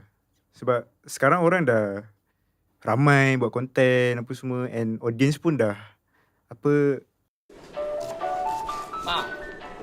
個係張打過嚟問嗰架錢係咪有撞得傾啊？ Diorang dah tahu macam mana. Dah pelbagai tau. So itulah. Nak tengoklah orang lain pula. Asyik tengok aku. Bagi orang chance untuk jadi content creator juga. Tak ada lah juga. Tapi momentum tak sama lah sebenarnya. Yeah. Yelah. Dan saya rasa macam kalau nak jadi content creator mesti timing tu padat kan jadual. Betul. Dia full time job kan content creation. Apa yang I rasa lah kawan-kawan I yang buat content, okay, diorang memang tak ada masa nak buat benda lain lah. Betul. Dia kalau yang dia ada orang yang betul-betul jadual apa semua tu, okay lah, bagus lah. Macam I yang langgar memang tak ada apa lah. So bila langgar ni, dia sekali-sekali datang idea. So kalau datang idea tu you buat je lah. Datang itu buat lah. Kalau rajin. Faham. Yeah. Okay, so you banyak keluarkan lagu over the past few years. 2020 ada 2, 2022 bahaya, 2023 mungkin aku tak penting, and another one, sudah kahwin ke belum? Okay.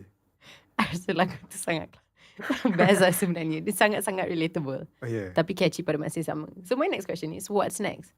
Your next song pasal apa pula? Okay. Ada tak yang akan keluar tahun ni? InsyaAllah ada lah. Baru ni ada collab dengan artis Indonesia. Ya. Best. So harap bagi tahu lah siapa. Tak boleh. tak boleh lah, surprise lah. Oh, okay. Yeah. Bila lagu tu nak keluar? Maybe lepas raya. Lepas raya maybe. Tapi tahun ni lah. Ada tajuk? Tak ada lagi. Tak ada lagi? I cuma featuring kat lagu tu saja. Oh, yeah. Faham. Your own song bila nak keluar? My own song maybe bulan 6, 7. Yeah. Tapi tahun ni kan insyaAllah. Oh, best. Apa plan you selain tu untuk tahun ni? I fokus dekat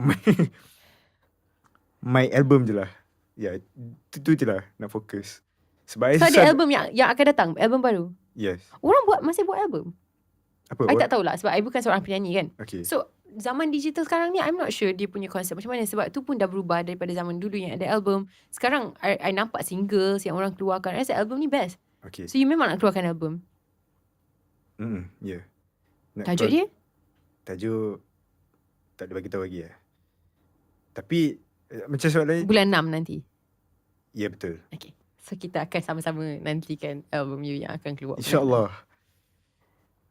Apa plan you untuk tahun ni selain daripada muzik? Ada tak planning yang lain? Ke you memang, I tahu I dah tanya, tapi I tak boleh terima jawapannya tadi, which is this is just January lah. Sebab timing kita macam memang lalu sangat cepat. Betul. So ada tak benda-benda baru ni nak try kembali kepada lakonan? Okay. Maybe buat konten balik ke? Ada ke? Ada. Nawai tu ada. Niat tu ada. Tapi itulah. Execution tu kita tak sure Betul. lagi. Niat tu ada. Niat tu, Yeah. itu yang penting. Betul. It's the thought that counts. Yes. And you dah lama tinggalkan YouTube juga? Dah lupa password dah. Kalau siapa-siapa tengok dari Google, mungkin korang boleh DM ke. Cuma nak tolong, kesian. Dia lupa password. Serius ke lupa password? Serius? Bukan ke dia connected dengan you punya email, you punya semua memerlukan Google. Tapi email pun memerlukan password kan? You tak login email you? Tak tu. I selalu lupa nak biar je dia sign in, tak payah keluar dah. So time tu lupa. So nak sign in balik dah tak ingat password dah. Struggle macam tu. Betul. Macam mana you nak dapatkan semua promo-promo codes yang sampai dekat you punya inbox? Betul juga kan? Rugi betul. Aduh. Lah. It's okay. Benda dah lupa. Nanti boleh start yang baru. Betul. Kita tamat episode kita. Boleh? Untuk the next segment, which is the rapid fire. Ni sekejap je. Okay. Are you ready? Okay. Adakah favourite football player awak masih Lucas Podolski? Tak. Sekarang siapa? Ronaldo.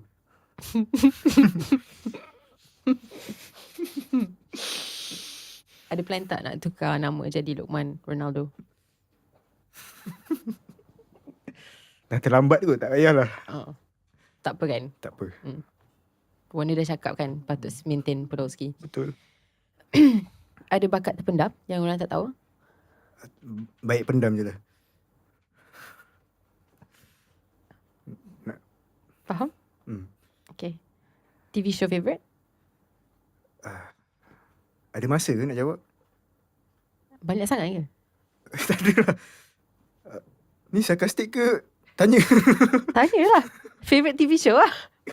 Okay. Ada masa ke nak jawab? Tak, maksudnya Itu- macam ada itu 5 TV show? saat ke untuk jawab. Oh tak lah, dia tak ada timer. Oh, Kalau ada cakap timer lah. kita beritahu. Kalau tak tak ada timer. Okay, favourite TV show SpongeBob SquarePants. Oh. Best. That's a good one. Oh yeah. Favourite character? Patrick lah.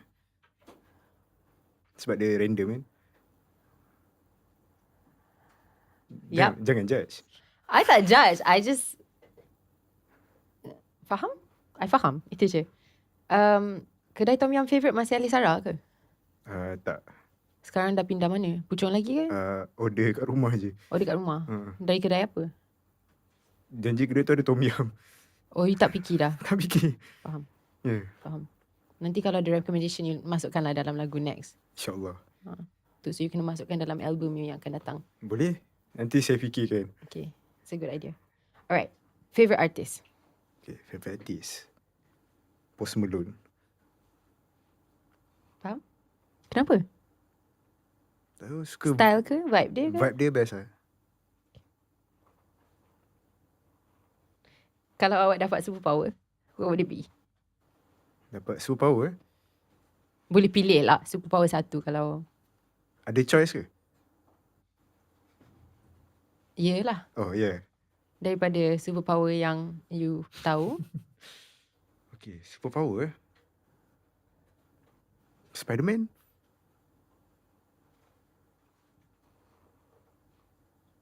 Sebab Legit?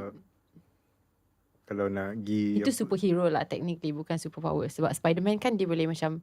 Dia Oh, boleh... betul juga. Yeah. Superpower Superpower sahaja, Okay bukan superhero. Okay, power yang Spiderman ada lah. Web swinging. Web swing. Okay. Okay. Favorite joke? Favorite joke Ha. Ada contoh tak? Ha? Ada contoh tak? Ada. Favorite joke. Ada dua. Okay. Bukan I yang tulis. Okay. Jadi kalau you gelak ke tak, I tak affected lah. Tapi mungkin orang lain dalam bilik ni akan affected, tak tahu. Kita tengok macam mana nanti. Are you ready? Tahu tak persamaan Luqman dengan Tarzan? At Imperial, our students and staff work in partnership. Tak. Dua-dua naik kat van.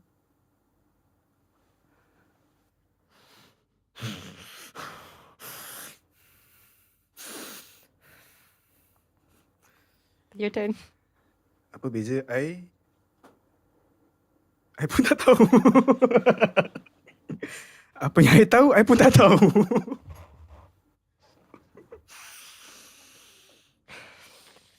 Tu je lah yang mampu.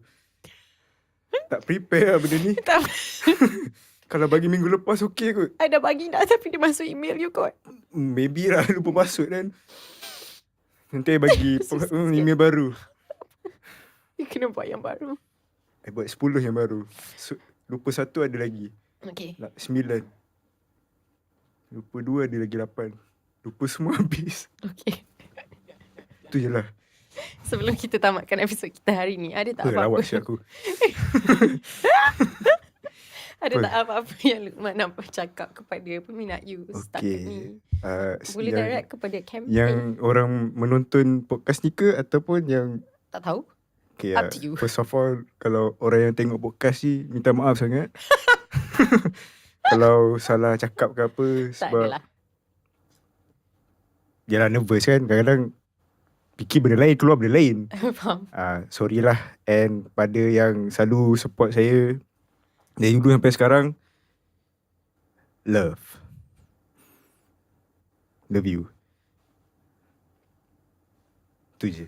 Okay lah. Cukup. Tapi thank you so much sebenarnya. Thank sebab you, meluangkan masa Emilia. bersama kita. Melayan random ni Dia sangat fun sebenarnya. sangat random Ni episod paling unik saya pernah buat lah. Asal kan? Biasa ni kita ada format. Oh ya? Ya.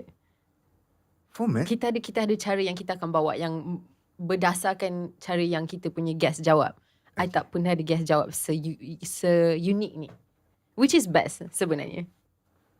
Dia best dan dia sangat, you menampakkan personality you memang very cool. Okay lah. Yeah. Thank you so much. In my opinion.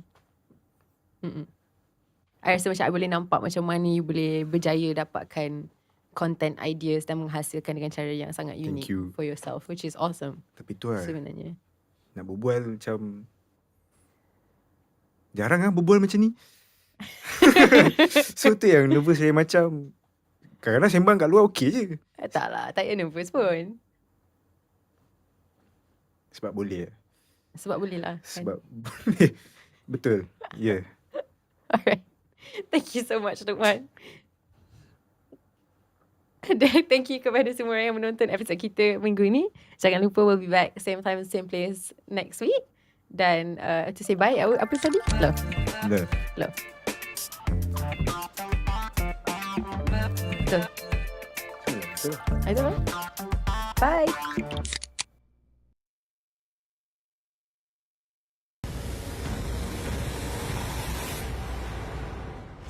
Tuanku.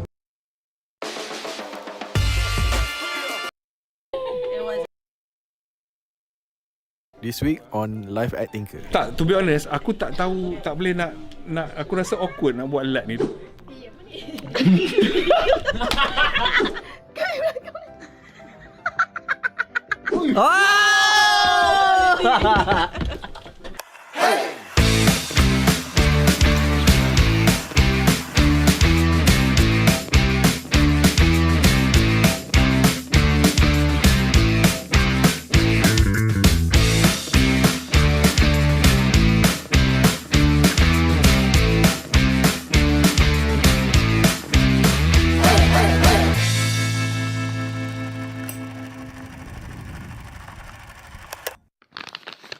Selamat datang ke Live at Tinker.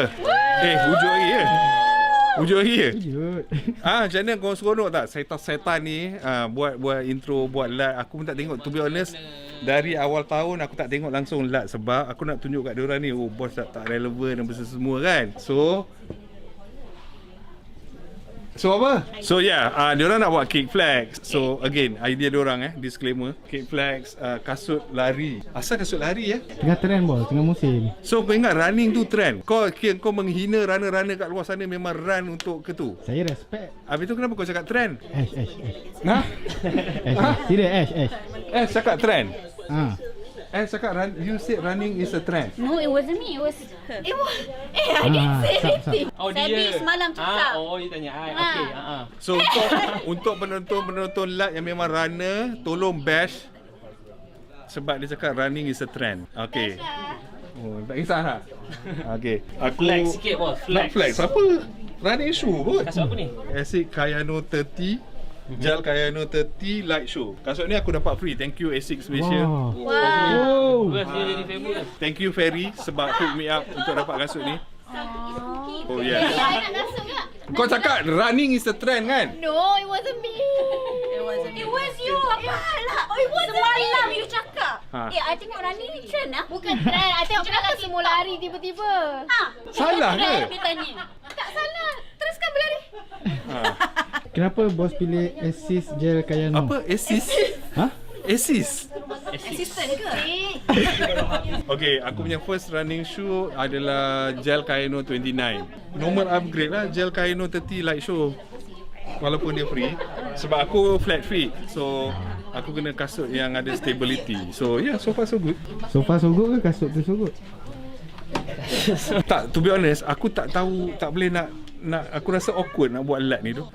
Sebab sekarang hidup aku adalah korek fizikal y'all.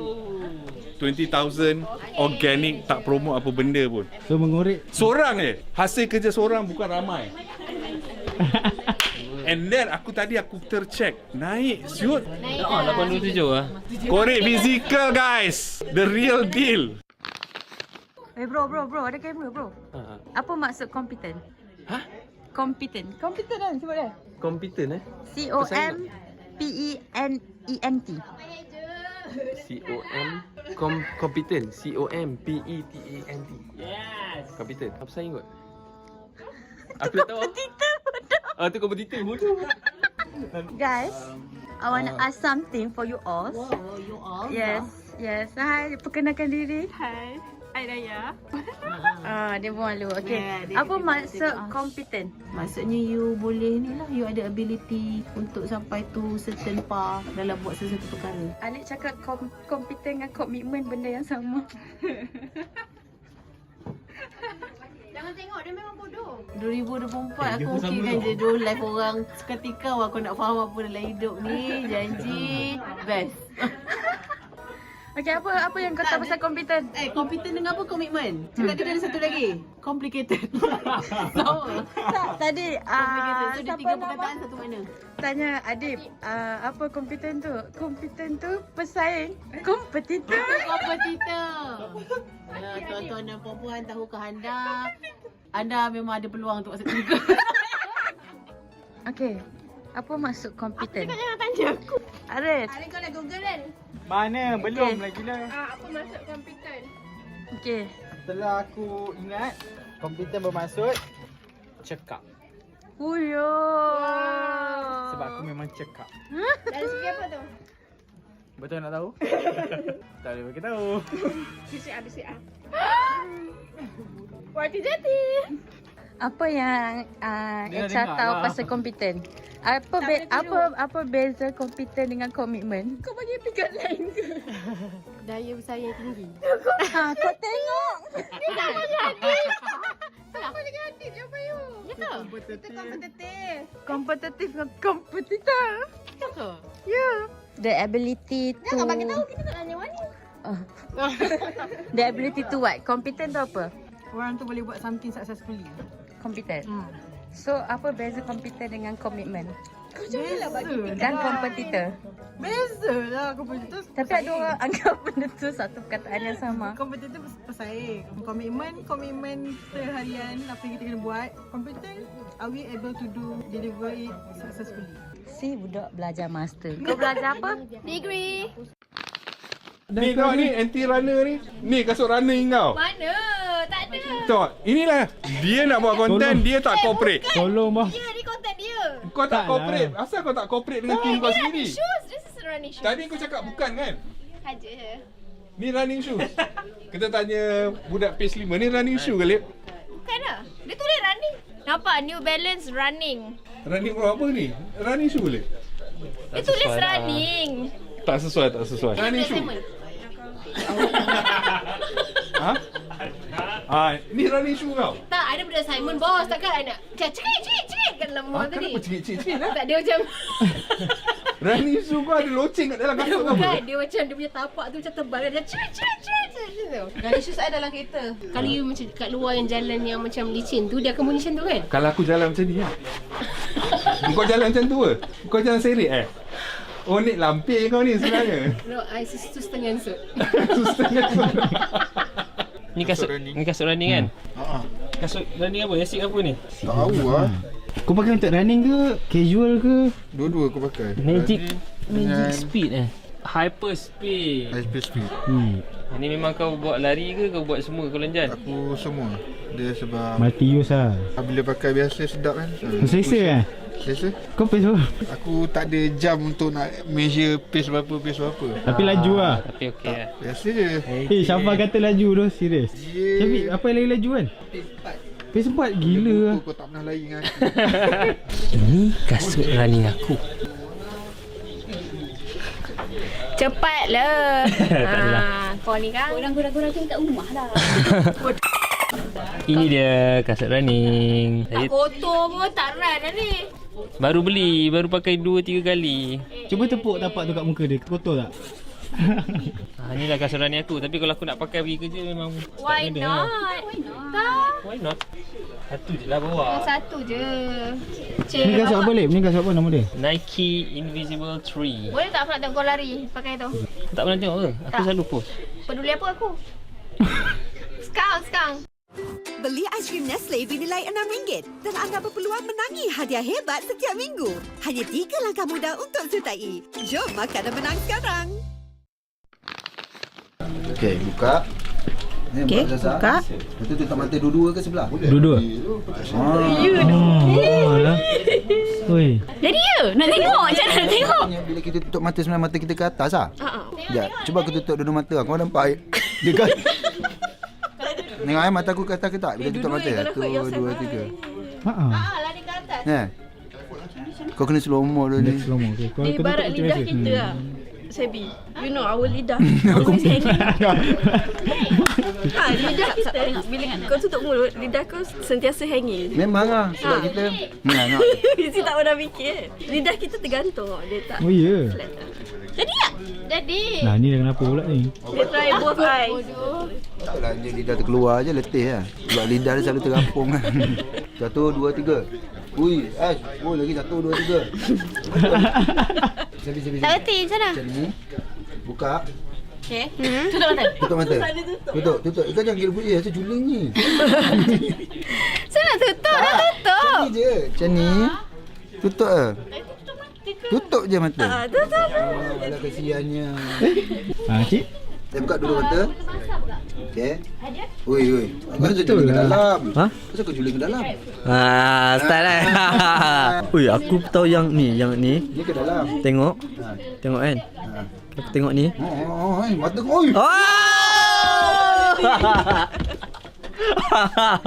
Tengok ni kan. Sebelah mata dia juling ke dalam, sebelah dia center. Macam mana? Ajar. Fokus lepas tu rapat kan. Oh, sebelah Rapat kan. Lepas tu alih. Jadi dia. Kena tengok. Jadi dah. Nampak? Tipu kan. Kau dah tengok. Dah betul dah. Okey. Fokus. Okey, hilang. Rapat lagi. Jadi. Tak jadi. Dia kena macam ni. Dia maksud kau kena fokus kat ni. Dia jadi.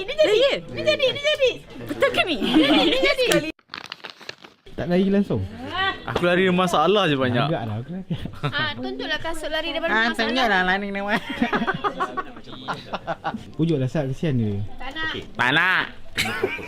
Dia pun tak pakai. Apa dia? Pakai lah. Wah. Sebab tu nak nampak. Patutnya kena pakai kasut lain. Cuba lari. Lupa hari. Banyak bercanggah dia. Lari daripada sana ke sini. I tak ada nampak korang buat untuk orang lain pun tiba-tiba lah. You kena prove sebab Fakhrul Yamin cakap you punya form lari tak betul. Betul. Tapi I dapat imagine dia lari Tak macam nak kena pelik. proof kat Fakhrul Yamin lah. Dekat XU lah. Teng. Ni kasut lari I nak explain terus sebab nak tukar kasut.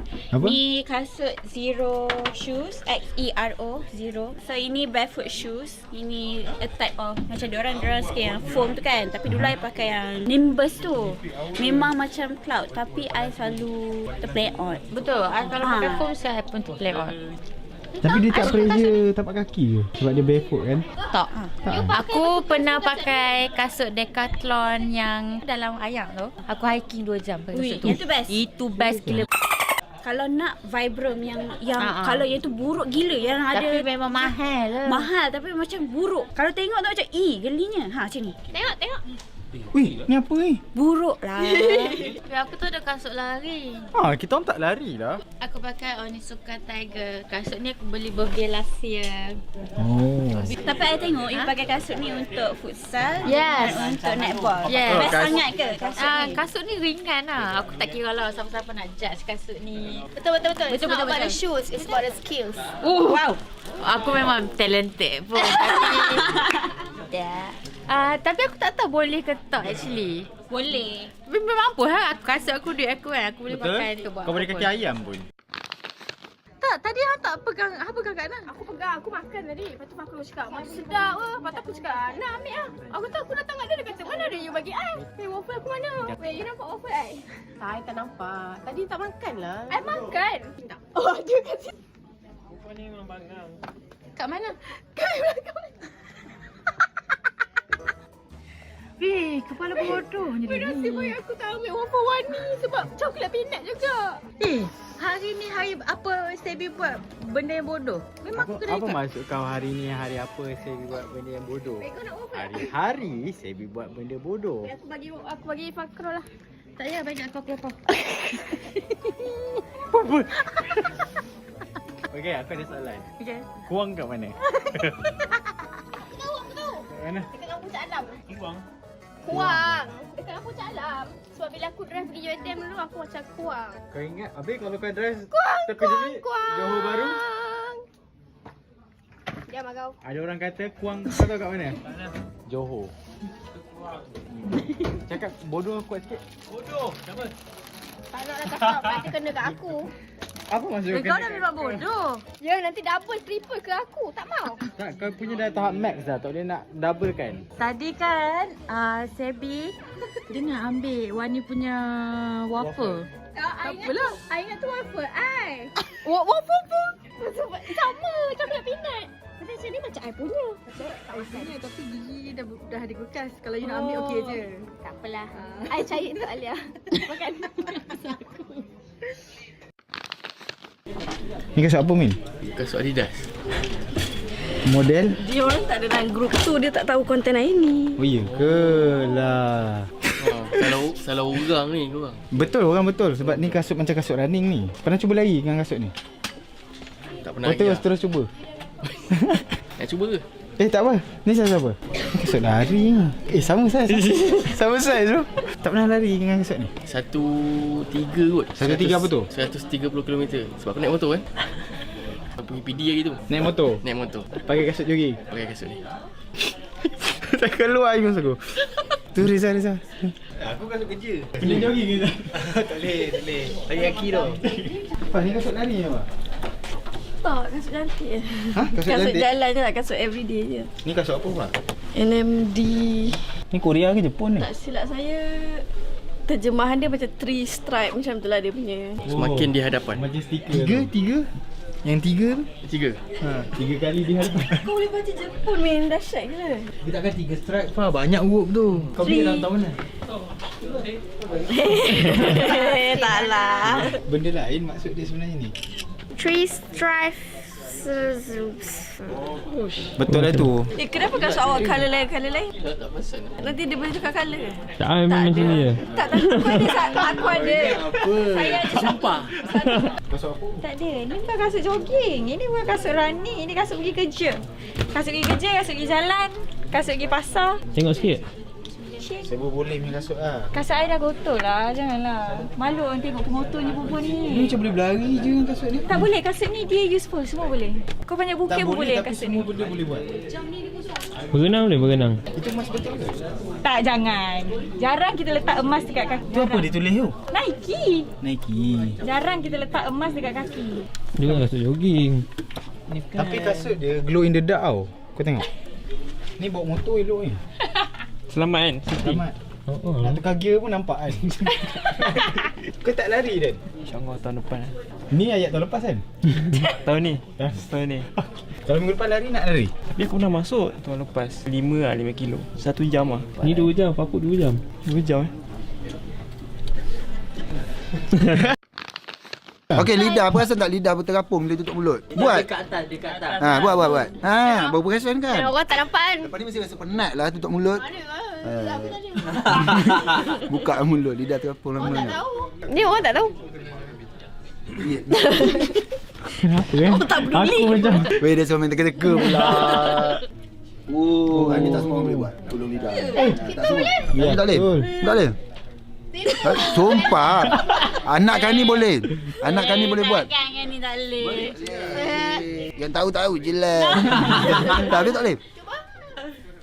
Tak boleh. Anak kani siap ejek kani lagi. Dia kena ejek dengan anak dia. Keruk lah. Oh yo, hebat Syul. kau boleh buat sini tak? Ni. Tukar. Alah, come on. Tukar. Sini. Tukar. Tak gerak power. Tukar. Laju. Sini boleh jadi.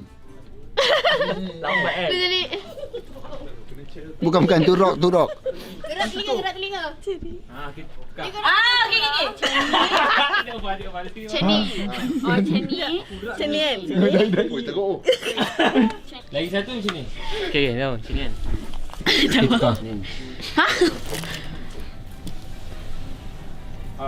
Exotic lah ni. Ni kan. Ni. Tukar. Slow. Okay, tukar macam ni. Patah balik. Ya, tak apa. Ini menunjukkan kita dah tua kan. Orang ni golongan muda-muda. Kita dah tua, tak boleh laju. Apa? Tak lah. Jadi dua-dua macam ni. Macam ni. Dengan macam ni. Yes. 3, 2, 1. Tukar. Bukan carut lah. This week on Live at Tinker. Who's that Pokemon?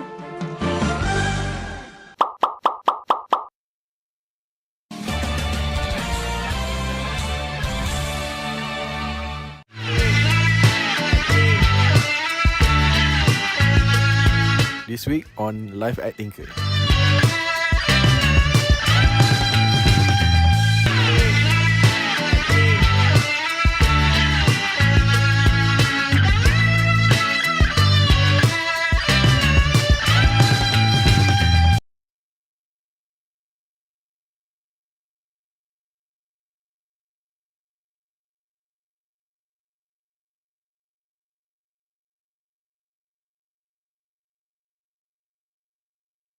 I thought poetic emanation will outsell OAG 3-1. I remember saying this. Paul, 3-1. Dia tengok salah. 20-1 OAG. Itulah, you underestimate the market.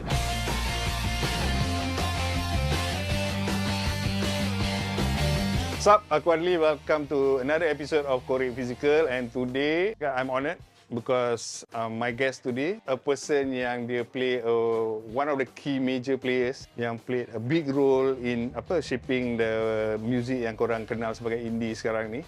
So dia ada tangan dekat all the greats nowadays, the greats macam Innuendo, OAG, Emo, Too Fair and kami, Datuk Ahmad Izzam Umar.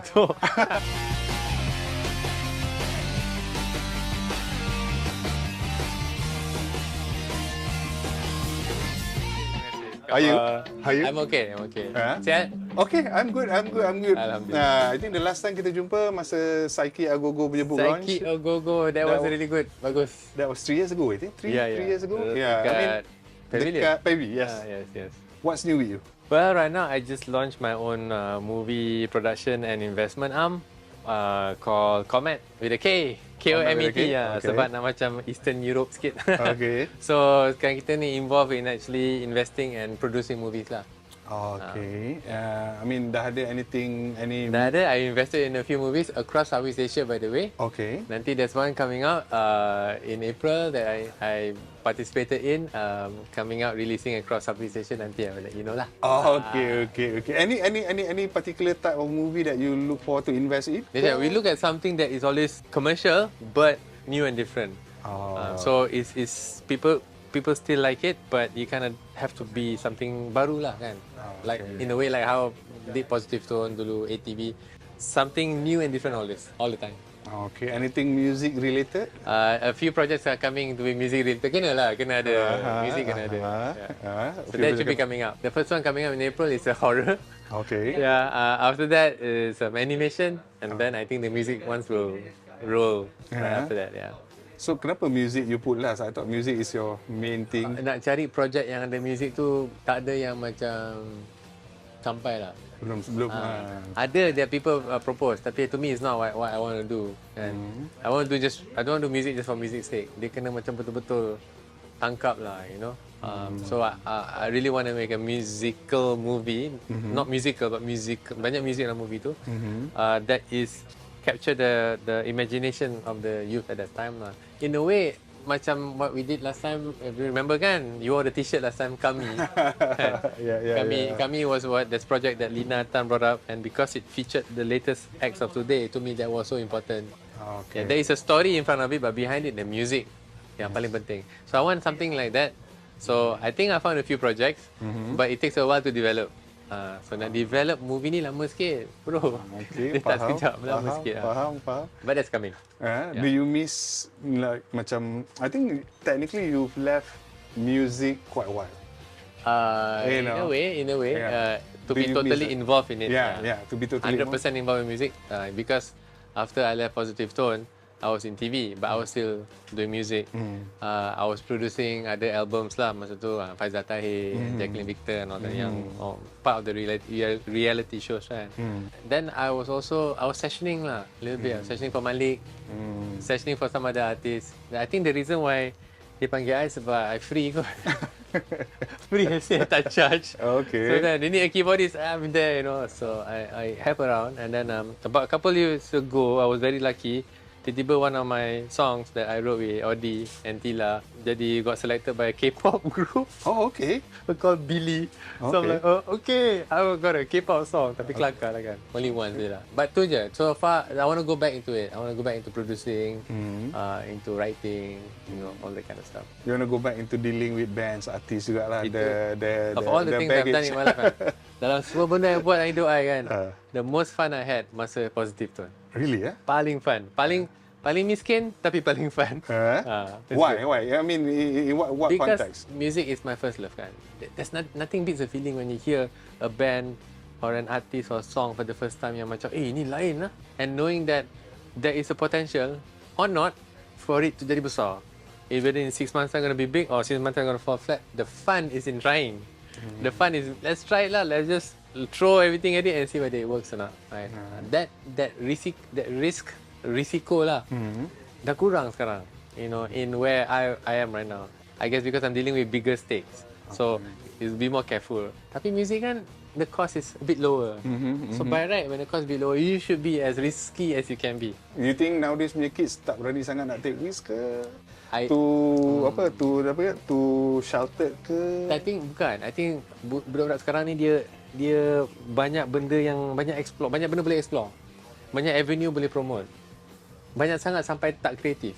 You know what I mean? Dulu I pernah dealt with a music producer, I remember, who told me that during those days, musicians had less things to work on, so they were very creative. Mana you got a lot of things to work on, you become less creative. You know, you got all the tools in the world. You got a 1,000 tracks that you can record on, tapi no idea for music. Sebab banyak sangat options. Sgt. Pepper's album, Beatles. They recorded on 2-4 tracks, okay, yes. They made that sound. 4 tracks, 2. Lepas tu dia bounce, jadi Sgt. Pepper's. Can you imagine? Sekarang ni kita tak boleh buat sebab kita banyak sangat option. The other day I had a software on my computer kan. Tekan satu butang je orang main gitar. Where's the fun in that kan? So you got these amazing things at your fingertips kan. What are you going to do about it lah? How are you going to make it yours? Itu yang paling penting. Isn't that scary? Meaning like kalau dah, you know, you have all the tools but the creativity tu is lacking. Is it scary? Because suddenly you press 3-4 buttons, sedapnya lagu ni, terus release. No bro, that's factory sound. You have to figure out how to make it sound good, right? How to make it your own sound. You take the tools that you get kan, and then pura jadi this is me. Itu I think kurang sekarang. That's why you hear a lot of artists sound the same, because factory off the shelf software. True. Pakai sama, release. Okay lah, I'm an artist now. No, you're not an artist. You are a copy and paste person. You're not an artist yet. Speaking of which, wouldn't that be challenging for Comet, the music side nanti? Yeah, thank you. Comet is going to look at looking at its own label soon. It's challenging because we need to find artists yang betul-betul original. Not only that, yang betul-betul live in that. Understand where music came from and understand how they're going to take it forward. That means they have knowledge of music history. Itu very important now. Macam they really live and breathe music history. They know what happened before this and why the music is that level and how they're going to take it to another level. Nak cari artis macam tu memang susah. Nak cari artis yang semua nak jadi artis banyak. Sepah kan? Sepah. It's quite interesting when you mention like kids or musician needs to know music history. Do you think that is something lacking here? No. Because if you don't know where you came from, you don't know where to go forward. If you don't know what you're doing, you're just creating something from what you've only heard, but you don't know why you got there. Then it's not going to be deep lah, right? Because you are living in what you call transient world lah. If you notice the works of, I don't know why I go here, but Pablo Picasso. Okay. Before hidung dia sengit, when he was a teenager, he drew perfect realistic pictures. Macam you see macam Mona Lisa type. He can do that. Tapi because he can do that, bila datang World War One dan dia jadi psycho tu, dia sengitkan, dia boleh sengitkan orang punya hidung sebab dia boleh buat hidung yang betul. Tapi kalau if you can't do it perfectly, you don't know where you're coming from, then you try to do something different, then you macam weird lah kan. Faham? Right. That's why I think you need to be grounded in history and understand. You need to love music. You need to sayang betul where the music came from and understand all the grades, and then you can take it forward. Okay, I'm going to ask you, what's your thought sebab macam, okay, when it comes to international punya history, music, apa semua, it's easily accessible. But when it comes to local, which I think that's a major, huge gold mine, sebab let's take sampling, for instance, right? If you dig deeper, but okay, itu untouched, macam cakap, untouched gold mine in terms of going back to what you said, appreciate the history of music lah. So what are your thoughts on that? Oh my god, you just gave me an idea, man. The music of the 70s in Malaysia, macam Helami, Uji Rashid, Black Dog Bond, it's just ripe to be sampled, man. And do something with it. We should do something about this. Tapi memang, you're right. That's why we need more people like you, yang actually chronicle this thing down and get everybody to understand. Because people think music is about the music, tapi sebenarnya the lore and the legend of the artist is the thing that drives you on. True. You know what happened to Elvis. You know what happened to the Beatles. Yes. All those things that they went through contributed to your love for the music. True. Because the legend, you can imagine Jimi Hendrix walking into Electric Lady thinking, oh my god, dia baru what did he do, no? And then dia main gitar pakai satu string. All those stories are important. True. We don't have enough. True. I want to know what Helami or Jude did, maybe roller skating ke, but I want to know that kind of stuff kan. Walaupun people think it's trivial. I think the PR or the PR agencies, or even now that we have everything on the web, on social media at our disposal kan, the artists should also, or their management should figure out how to create dia punya lore. How dia jadi from there to there, apa cerita kelakar dia, True. All those things are important. True. Interesting. Maybe kita boleh lah kot, sebab last 4 years, Psyche Agogo came about from Korek Physical with Nazaf. So maybe that's right. That's right. All these things are we must do more. We must do more. Do a project compilation ke apa kan? Okay, syarat dia you need to sample only Malaysian. Oh, that'd be so. I mean, that's so amazing. Ellie Cats is just waiting to be sampled. Bukan banyak gila. To be honest, if they dig deeper, because to me, right, if you sample Malaysian, let's say Malaysian punya classics, right, that somehow akan buat establish Malaysian sound. Right. Kita akan sembang lagi, lepas ni kita akan tanya Izam dia punya first piece of music dia beli, segala first lah after this.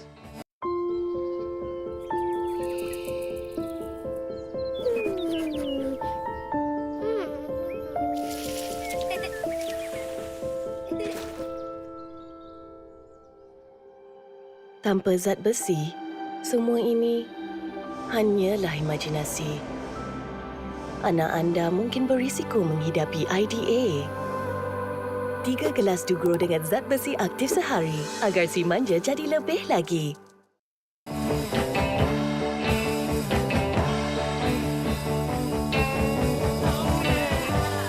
Alright, Izam.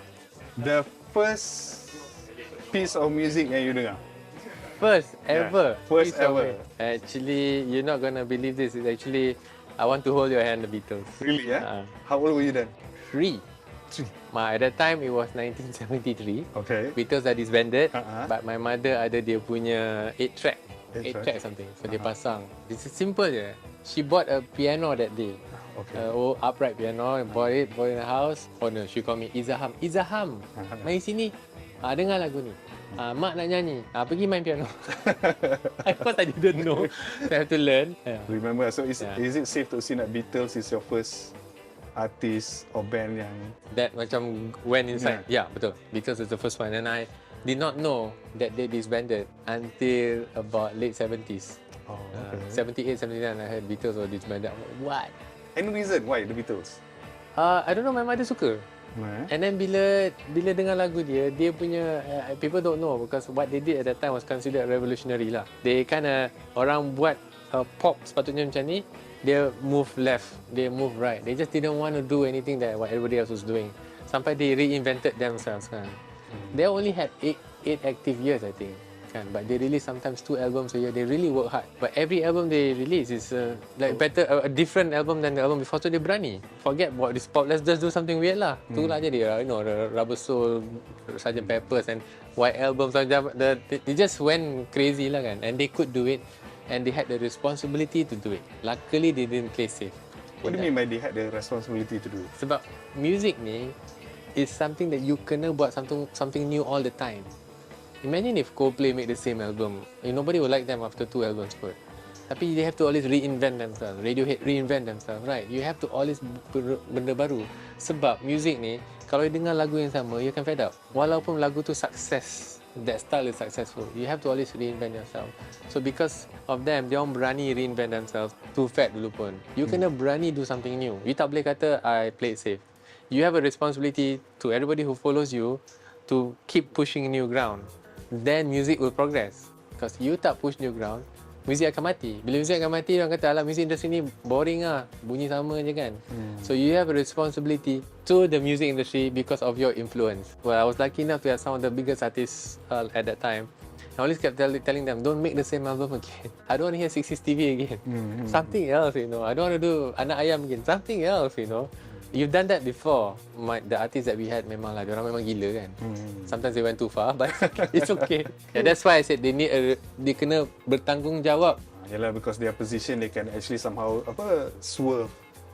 They will drag people with them. Because the point of all these things is to drag people ahead all the time and progress, right? If you don't do that, then you're just like a typical executive lah, make music, make money. Some of us are not doing that. Some of us make money to progress music. Itu yang penting. So apart from the Beatles, any artist yang ada impact on your life? Oh yeah, this is very sad. Tapi it's the Bee Gees. The Bee Gees? Why sad? Because terperanjat lah kan. I was terperanjat because masa disco tu. Oh, okay. Saturday Night Fever. My mom again lah was playing that song lah. Then I listen to their harmonies. And I said, okay, these harmonies are great lah. Macam mana dia buat ni kan? That brought me to listen to other harmonies. Then I listen to harmonies by Everly Brothers. Yang macam they got from. Then I heard someone said Malaysian band pun ada great harmonies juga. Then I heard Tres Amigos. Yang that 50s, 60s Portuguese descent band from Malacca kan. You dengar balik harmony dia. Oh my god, 3-piece harmony tight gila. So I'm like, that got me into, that's why I said the Bee Gees led me there. Okay. Beatles was always 2-part harmony, which is great. Tapi this 3-part harmony went the other way. Like, oh okay, so I thought that was a great influence on me lah. So meaning your major influence is like the progressiveness and the melody. Yeah. And then came new wave of new wave, anyone particular? British new wave. Itulah semua lah the typical lah, The Cure, Thompson Twins, Depeche Mode, Flock of Seagulls, all those kind of the Britpop wave lah kan. I was really not following the American side anymore, more British side kan. Even acts like what was it, Simple Minds, Go West and all kind of stuff. Okay. All those weird stuff, and then I started listening to a bit of The Clash, and then masuk situ lah pula, and then listen to a little bit lah the Sex Pistols, right? And then I discovered jazz. Wah, from that to jazz. First time itulah tengok TV RTM 2. Out of the blue, they showed this black guy, big chubby black guy playing the piano at speed I've never seen before, and dia punya melody lari-lari macam dia tengah solo lah. Effortless gila. Saya tengok Oscar Peterson. Saya tengok, siapa ni Oscar Peterson ni? I was 14. Apa Oscar Peterson ni? Study jazz, and I got into jazz, and then that's when I then started study music lah. Termasuk dalam jazz. Sambil tu did all this other stuff lah. Okay, if there's any artist or moment yang macam make you go like macam, I want to do music. It's not artist. Okay. It was an executive. Okay. Berry Gordy. Okay. Motown. Alright. Okay, now I know he does all this big stuff, but you should listen to everything that he did. Ada yang a lot of failures along the way. Tapi he experimented, bro. And he made the record label tu macam, kan Detroit is Motor City, Motor Town kan. Dia buat macam assembly line. Dia ikut sebiji sebab dia kerja assembly line. They took and put it into his Motown Records, and they said, okay guys, we are not making black music for black people. Because if you do that, our market will be small. We're making black music for white people. That's why Diana Ross tak kat depan. Michael Jackson tak kat depan kan. Because he wanted to do something different. So I actually read his book called To Be Loved, and then I ambil tu Lock, Stock and Barrel, jadikan positive tone. Oh, okay. How to make urban music or orang kata indie music for mass, not for indie. Most people think I make indie music for indie. No, indie music, indie people itu given akan ada. Tapi how do you make pakcik, makcik semua suka? Kan? That's the point. Then baru you boleh get more income in and then do something new. Kan? You always be in your own little what you call it circle and then you be very frustrated person in the end. Were you surprised macam let's say okay before we go there macam positive tone tu. Macam I think was it ada tak elemen-elemen macam macam ni budak-budak indie surprise ni. Tapi bila buat business plan surprise dan tak surprise. Okay, surprise is because when I was studying abroad, I work at a record label dulu. Nama dia Tank. Tank It's Records. a punk record. Then no more around lah. Tak ada. Tapi dia macam ni lah. Dia macam ni and I was handling orders from all over the world. Zaman dulu kan orders dia macam pakai fax. From Spain. I need 40 CDs of, they call it lemon heads. Letak 40 CDs of record put together dengan tu roll hantar dengan. Then I learn about the music industry there. So I dengar dia punya music, memang dia punya punk style tu, kan I listen just a bit of Clash, just a bit of Sex Pistols kan, just a bit of Morrissey tu, not really punk. But when into their music, dah lah belajar pergi Berkeley kan. Punk is the total opposite of Berkeley. Berkeley is structured and you belajar. Punk is throw everything away, you know, and just do what you want, right? So when I learned that, I cakap, oh my god, this music is so free. It's so free. Salah tak apa. Jadi you punya attitude kat situ kan. So I didn't know that they had that in Malaysia. I did not know. Oh, okay. Because I was dah masuk dunia jazz kan. So bila balik Malaysia tu, I was like hanging out with all these people and then I terbump into Paul lah and then said, you know, so you should check out this band OAG. Then I went to their gig. I went to some of these gigs lah. Tengok, oh my god, the gig scene was so active and jumping and lompat-lompat. I was about 24 masa tu. And then I was jumping up and down in the best kan. And then of course when the band start spitting from the stage, okay, I'm gonna go to the side. A bit I enjoyed it, but it's okay lah. But it was fun. It was sangat-sangat fun. And then I realised the power of the indie scene. Tapi dengar kat radio tak ada tau. Then I realised, dengar nobody's writing about these guys. Daryl Gold lah sikit-sikit. Tapi nobody's really writing about them. Ada Sujesh dulu, right out sikit lah, but sangat-sangat sikit. There was a show on TV3 suddenly called Alternative kan. But that's it lah, there was nothing else. So I'm thinking, kenapa ni? Maybe there's no money ke? So when I went to all the gigs, macam, all these guys were so like, how can there not be money in this, right? Not for money's sake, but for me to help reinvest in this thing so it can be bigger kan? When I did the business plan, I knew somehow that it was going to work. But how, I don't know. But I cannot use the same plan as Warner, Sony, BM. Tak boleh. Because they have their, make a music video, go to URTV, you know what I mean? Go to TV3, music, semua kena ada. I cannot. Because the artist macam OAG, mana boleh buat kat situ, dia macam tak kena lah. So you have to find your target audience and then to work it. That's when I thought, wow, this is what the scene in Malaysia we have masa tu was jumping and nobody was paying attention to them. So I thought, let's try lah. I don't know about Goldmine. I don't know how big it was kan. I did not know how big it was until OAG punya first album sold and oh my goodness, this is big. Yeah, baru tahu. Okay, kita backtrack sikit. Okay. How did you get involved with Positive Tone at the first place? Okay, so when I came back from my studies, I met Helen Yap. Helen Yap was the one who told me to go study music. Oh, okay. Helen Yap was a big time arranger. Asked me to study. I study lah. Daripada dia cakap, budak-budak pun kita tahu kan. Yes. So when I came back, she says, by the way, I want you to go and meet Kenny dulu. Kenny Remy Martin. Okay. Dia kata, he's got positive tone. So I thought, Kenny tu is a very happy person, positive tone. When I arrived there, dia kata, oh, nama label dia positive, but he has done nothing with it except dia dengan partner dia, Jeff Sia, has released album called Leonard Tan album. That's all they did. Then I met Paul. Then I went to the gigs.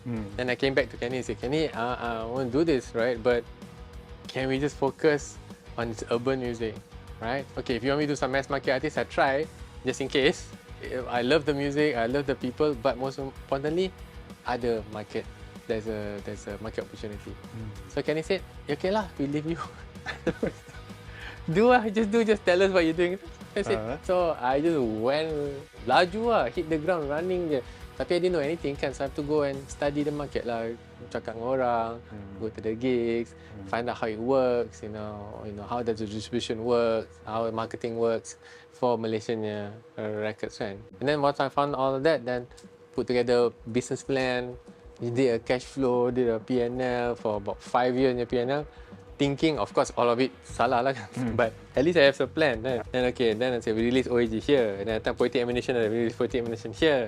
And masa tu I found a band called Innuendo. Okay, release Innuendo here. Okay, let's try. Dan itulah, that's how we started. So OAG was the first band yang you guys signed up? OAG and Poetic Ammunition together. At the same time. Yeah, I remember during the contract, actually orang lain punya contract. Okay, I don't know. I found some contract. Okay, tukar letak nama OAG tu jadi was my contract. Mana ada duit nak hire lawyer masa tu? Kita sendiri lah. Okay. You guys, Positive Tone punya release was together, right? Poetic Ammunition and OAG. Itu album ke single? Poetic Ammunition single, OAG album. I thought Poetic Ammunition will outsell OAG 3-1. I remember saying this. Paul, 3-1. Dia tengok salah. 20-1 OAG. Itulah, you underestimate the market. Then we had a launch dekat Pyramid, I think. Pyramid Supper Club. We had a launch, we just put flyers out. That's it lah. And people, when the day came, people were like from buses, like a ant, semutnya line, datang pergi rasa, what all these people? The word spread, word of mouth. Then I realised that the word of mouth, the indie at that time, the alternative audience is big. Everybody wants to be part of that. Even Sophia Jane came, okay. Yeah. I cakap, who invited Sophia Jane? Paul cakap, I did. Oh, okay. So the recording process of OAG punya first album, how was it like? Paul did the album. Paul did the album demo. He just got from Bentley Music a loan of the instrument for about a weekend, 2 nights. 2 nights. So he recorded everything in 2 nights. Everything in 2 nights. Okay. And he did it. Then of course in the end editing dia lama lah kan. Sebab you record everything apa kan. So that's amazing lah. Paul shaped that sound. Paul shaped the sound of the guitar and rock bands coming out from Positive Tone. And then he helped me shape the R&B and hip hop sounds coming out from Positive Tone. But in the end, Paul punya engineering genius lah did everything lah, you know. So I'm indebted to him lah sebenarnya. What about Emo pula? The story I heard about Emo, they were macam mana? They were signed because they beatbox. Betul. I wasn't even there. Oh, okay. Paul Yogi ikut kawan dia pergi Kenny Music punya studio. Kawan dia ada jingle recording. Lepas tu Paul nampak Yogi nampak Paul. Yogi kata, I'm a rapper. Paul said, sir, well, show me what you can do. So outside the longkang kat session 16 Kenny Music tu, Yogi beatbox. Paul kata, okay, you're on. Oh, macam tu je? Yogi is very famous right now in South India. He's huge. But quality of Yogi is very, very, sangat-sangat kuat masa tu. Dia punya technicality is very, very strong. So if I was there, I would have signed him on the spot as well. Then we don't know what to do with him. So tengok dia boleh produce. Okay lah, you produce. Actually, that's what happens. Macam OAG, okay, they couldn't produce, so Paul produced, but Yogi boleh produce. You know, and Too Fat can produce themselves. Innuendo was with me, so yeah. Speaking of Innuendo, how did you discover them, the story of, you know? Okay, so I had this my friend of a friend. Okay, a friend of a friend gave me a demo tape of these guys that he met. One of them was in the previous Innuendo setup. There were 5 of them last time. One of the 5 gave him a demo tape. He gave to his friend gave to me, knowing that I just back from the US lah kan. I just popped it in the car, remember. The cassette, okay? Dia punya demo. And this was right outside of Quenching Girls School, tengah drive. I dengar dia punya harmony tu. I sampai nak masuk longkang, nak masuk the big parade tu kan. Oh my god, mana sound ni kan buat kat sini pula tu kan. How did they get that luscious sound kan? Cakap, I gotta find out. So on that day itself, cari, tengok dia performing kat Rock Cafe. Lari pergi sana dah habis. By then I met Remy. Mamat ni cute juga lah. That's when my Rocket Exact started getting me. Boleh jual ni, tapi kena tengok lah muzik dia macam mana kan. So he ajak me to his house. There I met them. By the time it was 5 of them, it was a different setup. Remy ada, Put ada, touch other, but the rest was two others were different guys lah. But then they change. But I worked with them at Remy's basement though for 1 year. Really? I had a label also. OG was releasing and all that, but I had no idea what to do with them because number one, I don't know where they would be, whether they'll be together or not, and what sound they will make kan. Tapi as we jam, I dengar the final four that made it. Dia punya sound was so tight and so different that nangis dengar. Then I timidly went up to them like, I know guys, I've been helping you just for rehearsal, just for fun, for jamming, for your live show. Let's make an album, what do you think? Under my Position label. But because they know me dah 1 tahun, okay lah, let's see bro. So that's how we did it lah. The first song that was recorded for the album lagu apa? Actually, it was Belayan Jiwa. Seriously? It was Belayan Jiwa, yeah. And then the guy said, oh no, we cannot go with Belayan Jiwa because where's our hardcore R&B soul? So started making R&B soul, but then in the end, we released lah one of the R&B soul song first, but the second single we released was Belayan Jiwa. Everybody forgot the R&B soul, just went with Belayan Jiwa lah. So I think the guys are okay. They were okay in the end, right? With that. So it was. Did it surprise you menang AIM? Yeah, because at that time there was a little bit of a English albums cannot really, because that album was mostly English, cannot really join all these categories, but somehow we made it happen. Yeah, so it was a good win lah. I think until today that album had 6 AIM awards. So until today I think it's a record for one night, one album, right? Yeah. So that was Alhamdulillah. So did that win somehow? I think that was the first win, and then 1+1. Oh no, 1+1 was before. 1+1 first. We won the best English album throughout kan, that one stretch kan. Yeah. Kita menang, and then after a while it's like the positive tone category. I was so embarrassed lah. But it's good. Then I saw a lot of other acts, other labels doing the same thing, doing more like progressive stuff. At the time it was English lah. And nowadays you don't have to be English kan, just do something progressive. Tapi the fact that ramai-ramai buat, barulah jadi revolution. True. Kalau satu je buat, bukan revolution. Tu sendiri kan. Kena ramai-ramai buat baru best. Macam, wah, you got Fat Boys lah sini. You got everybody's doing this thing. It was fun time to be around. Butterfingers doing their stuff.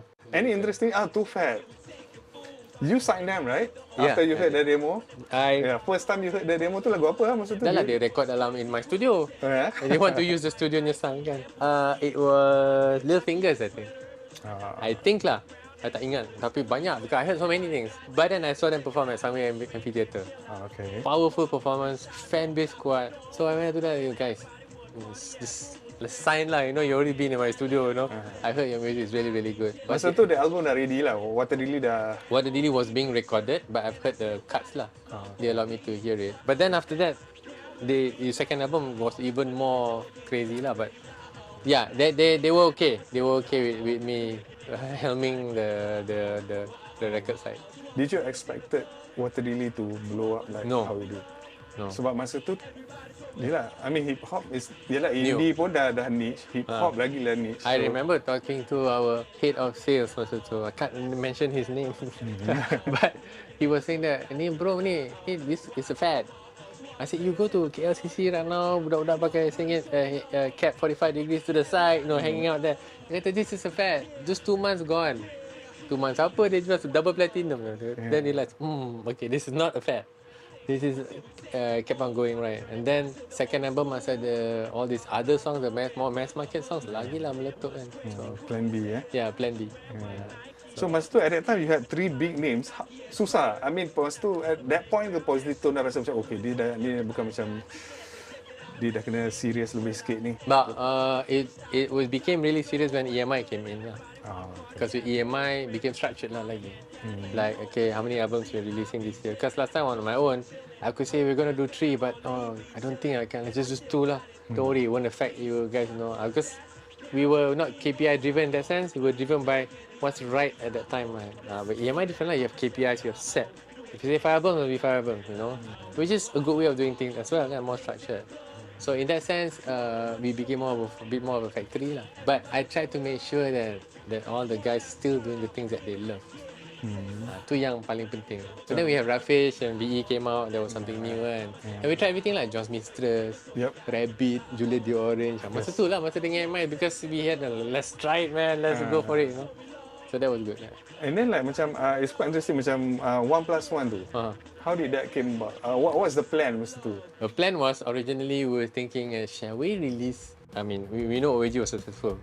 So we said that okay, under using OAG's name, let's see whether there's another group of guys. And we thought we found some lah, kan, Nice Sweet Playground semua tu kan. Maybe we should put them together lah. And then Paul said, yeah, we should put them together lah. Yeah, let's all put, and then ask the band, let's all be together in one family, and then let's all do that. So it became a collective decision. We just decided to put it out like that lah, kan, and see what happens. I did not have much hope for it because I thought it's a collection of unknown people except for OAG, kan? And OAG had only about, I don't even remember. Did OAG even have a song in that? 1+1, yes. Yeah, ada kan? Ada. But it's only one or two, so it's not the whole album. So I'm thinking, no way this can work sangat lah. Tapi it also did well. So I'm like, okay. Then it gave us a launching pad for everybody else lah to launch. Especially Nice Sweet Playground did well after that. So but don't you think Nice Sweet Playground is somewhat underappreciated? Yeah, I think that style of music I personally love. To me, I always say one of my favorite productions is Stereo Girl from Nice Sweet Playground, kan. But underappreciated because I rasa dia you telinganya memang kena curated sikit. Tapi melody dia sangat-sangat sedap. I think it's a bit mellow for a lot of people, kan. Budak-budak kan suka yang lompat-lompat. Dia kan mellowy sikit, just nice, very curated sound. I love it. One of the classics you ask me. Yeah, man. My parents is my biggest my biggest television. My life is my parents' biggest television. Yes. And they're still playing, In Kuching, I saw them perform. I message them sometimes, seeing how they are. And then, okay, kita dah jauh tu. Your first music crush? Oliver Newton-John. Newton-John? From Greece. Don't ask me why. I thought you know, I want to marry someone like that. Oliver Newton-John. Dulu lah kan. Masa dia nyanyi Hopelessly Devoted to You. By the way, it's a wonderful song. But wait, bagusnya dia ni. So I thought that was it lah. But that was it lah, itu je. Budak-budak. And then your first local artist, right? Yang macam Malaysian artist lah, yang you dengar macam it blows you away. It's not Malaysian, but it's Black Dog Bone. Okay. Because of what they did.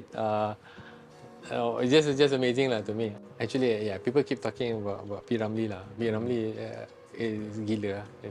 That one until today I'm finding out new things about what he wrote and how he approached it. Macam even I don't know how he did it lah. With that whatever he had at his fingertips yang dia boleh buat kan. So P. Ramlee was the other one. Sudirman was the way he carried his songs. Very masuk dia memang nyanyi memang dari dalam lah, you can feel everything, every emotion. So that was those guys were good. I was also the Sheila Majid fan. Masa dia mula keluar dengan dimensi baru tu and all those things lah. I'm quite intrigued bila you cakap P. Ramlee gila. What do you mean by that? For example, lagu Tunggu Sekejap. Okay. Most songs, if you're a competent musician lah, you dengar macam okay lah, kita boleh jam lagu ni. You try to do that to Tunggu Sekejap, memang tak boleh.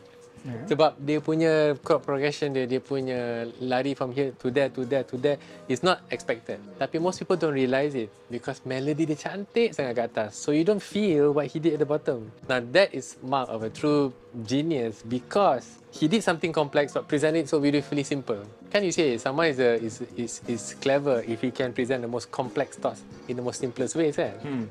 He did that in music. If you listen to Tunggu Sekejap, it's not easy even until today. I was like, what chord did he play there? How did he get there from here? Berkeley never taught me that. No, I mean, this is something that you just have to feel and understand what he was doing. And the fact that he did it so effortlessly and under so much pressure, and to me that was I think amazing lah.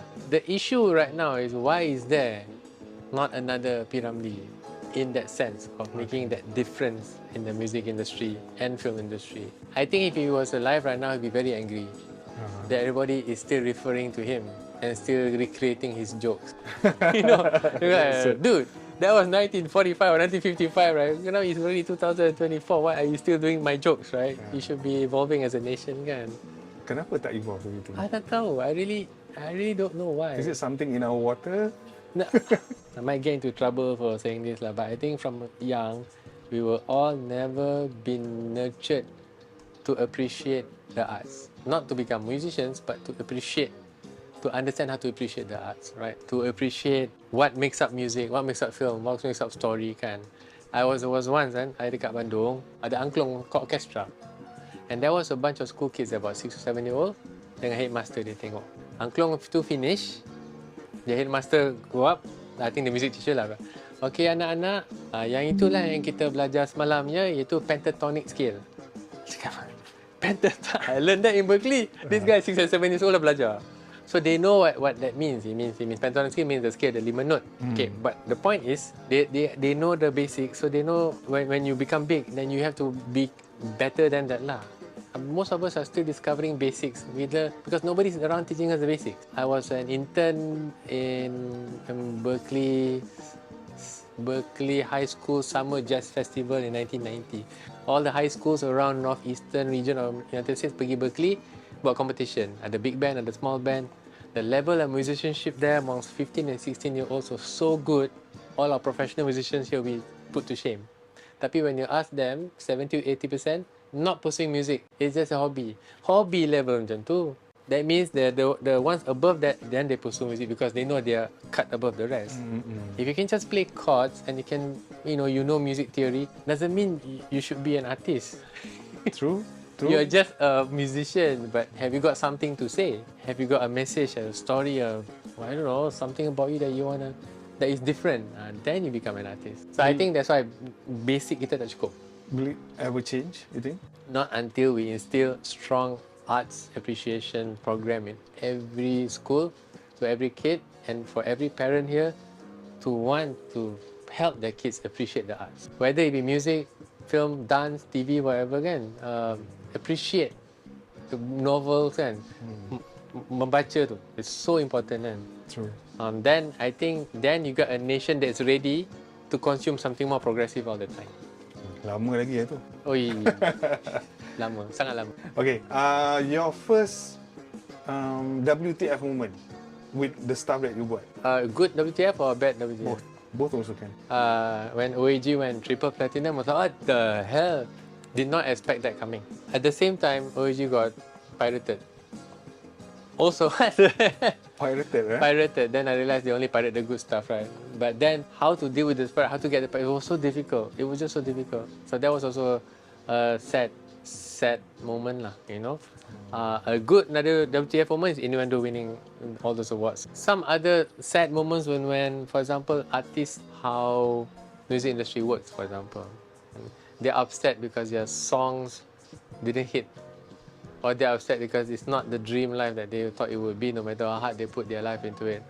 Those are, for me, are the most sad moments lah, because I've let them on the journey kan. Dah bawa dia sekali jadi keluarga kan, tapi tak jadi successful.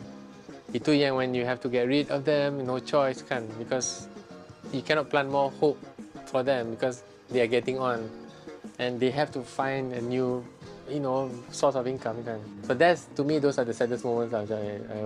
Guys, sorry lah, we can't continue this anymore. It's nobody's fault. We tried our best, right? But at least we tried. But I think it's time for you to start a new career right now before it's too late for you. Apa, the fact that EMI swallowed Positon tu tak sad?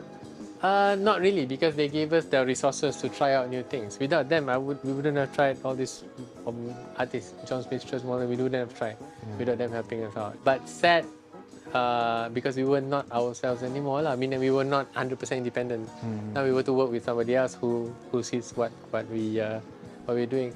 But Darren Choi is just a big supporter, and whatever I did, he was just supporting, and I learned so much from him. So to me, in the end, it was good. Too Fat could do all those crazy Too Fat albums because EMI was there to back us up, right? If not, I wouldn't have. Should I take out that much money to do this? EMI, yeah, let's do it. Let's go crazy, man. Yeah. Speaking of Too Fat, right? Rebirth into reality. Yeah. Why? How was it? I mean, the kalau ikut the legend, the orang-orang cakap, it's like hard to complete album. Is it true? To be fair, I wasn't involved then at that time. When was it released again? I think 2004. Yeah, I think. I left then masa tu. But I heard lah from the studio, it was very hard to complete album lah. But you gotta ask them, because for me it was like, oh man, But you're right when you mentioned that thing. When I left the music industry, I really was hoping that, you know, people just continue and just try. The blueprint has been set, kan? Yep. Just kind of do it lah, you know. But somehow it didn't work out like that. So I'm not sure what happened. One of the biggest mystery lah, the vicious cycle. Speaking of which, right? Yeah. You were technically you were masa tu you were alone.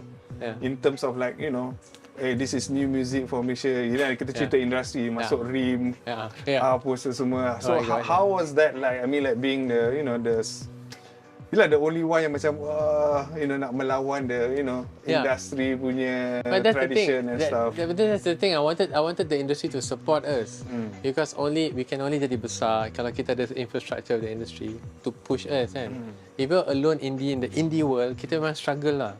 So I wanted to get accepted but not change who we are. And that fight was strong, right? And worth the fight lah. That's how we got into all this AM category semua tu lah. But I think those were the fun times actually. Sebab then when we saw Era had Urban the Era something, right? And then Lina on dulu tiba-tiba keluar Urban at Era tu lagu positif tu banyak, kan? And then hits at the top 10 English, semua lagu positif tu. And I think when the mass market was saying, hey, let's do this, then I realised, hey, we did it lah. The first day when I worked dekat ATV, kan, I remember, okay, before it's backtrack, I remember telling guys when we released the Too Fat album, man, I said, this Too Fat album will be successful if the Pak Gad at TV3 is gonna sing the song. Meaning I'm telling the guys, all these guys, you got to market this to the mass, but keep to what it is, right? Don't sell out lah. First day on the job, ATV ni, and I left the music industry, kan. Got out of my car, there was no parking spot for me, right? I park ni the Pak Gad punya security kat TV3. Keluar je Pak Gad tengah nyanyi lagu Too Fat Anak Ayam, I kid you not. Yeah? Yeah, I was like, oh shit. Like, this is it, and ni betul lah. We did what we set out to do. Now hip hop is considered mass, right? In a way. So we sort of do that. Now everybody is following suit. So that's good. I just wish that ramai lagi buat. Ramai lagi ada the energy, that power to, or the foolish bravado. Remember when I did all this, I was 24. No? When you're 24, you don't know anything, right? Yeah. And that's good. Yeah. Because you don't know anything. You langgar je. Masuk je. And now if you do it when you're about 40, 50, like, no, it's too dangerous that you don't do it, like, you takut, kan. So we need those young 24, 25-year-old entrepreneurs out there yang berani, yang want something to prove, tapi tak sombong, tapi want have that. And it's like, I want to do something different, right?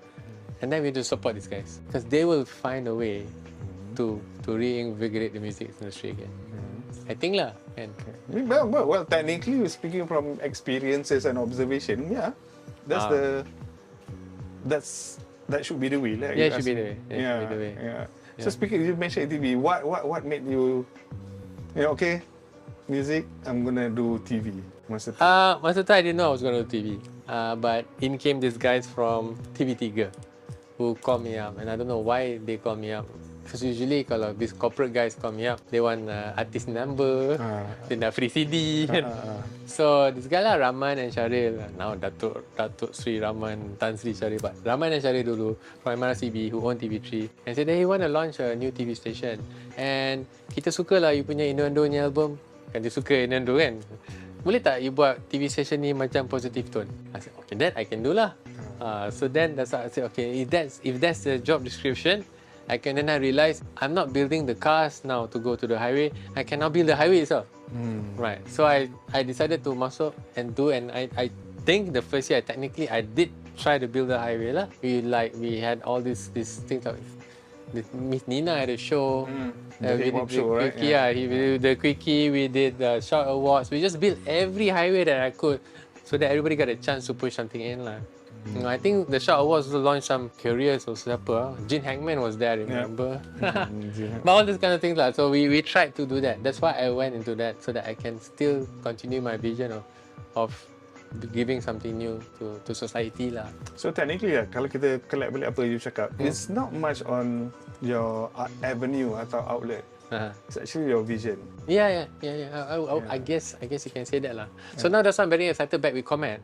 After ATV, then I had to run the whole of Media Prima TV networks, right? And then it became very, what you call it, a corporate job, which is nice. And then it's mass market, so you should find someone who's very specialized in mass market to do that, because actually you can lah kan. Then that's why I tried then masuk balik Primeworks, you know, and then I did Agent Ali and stuff.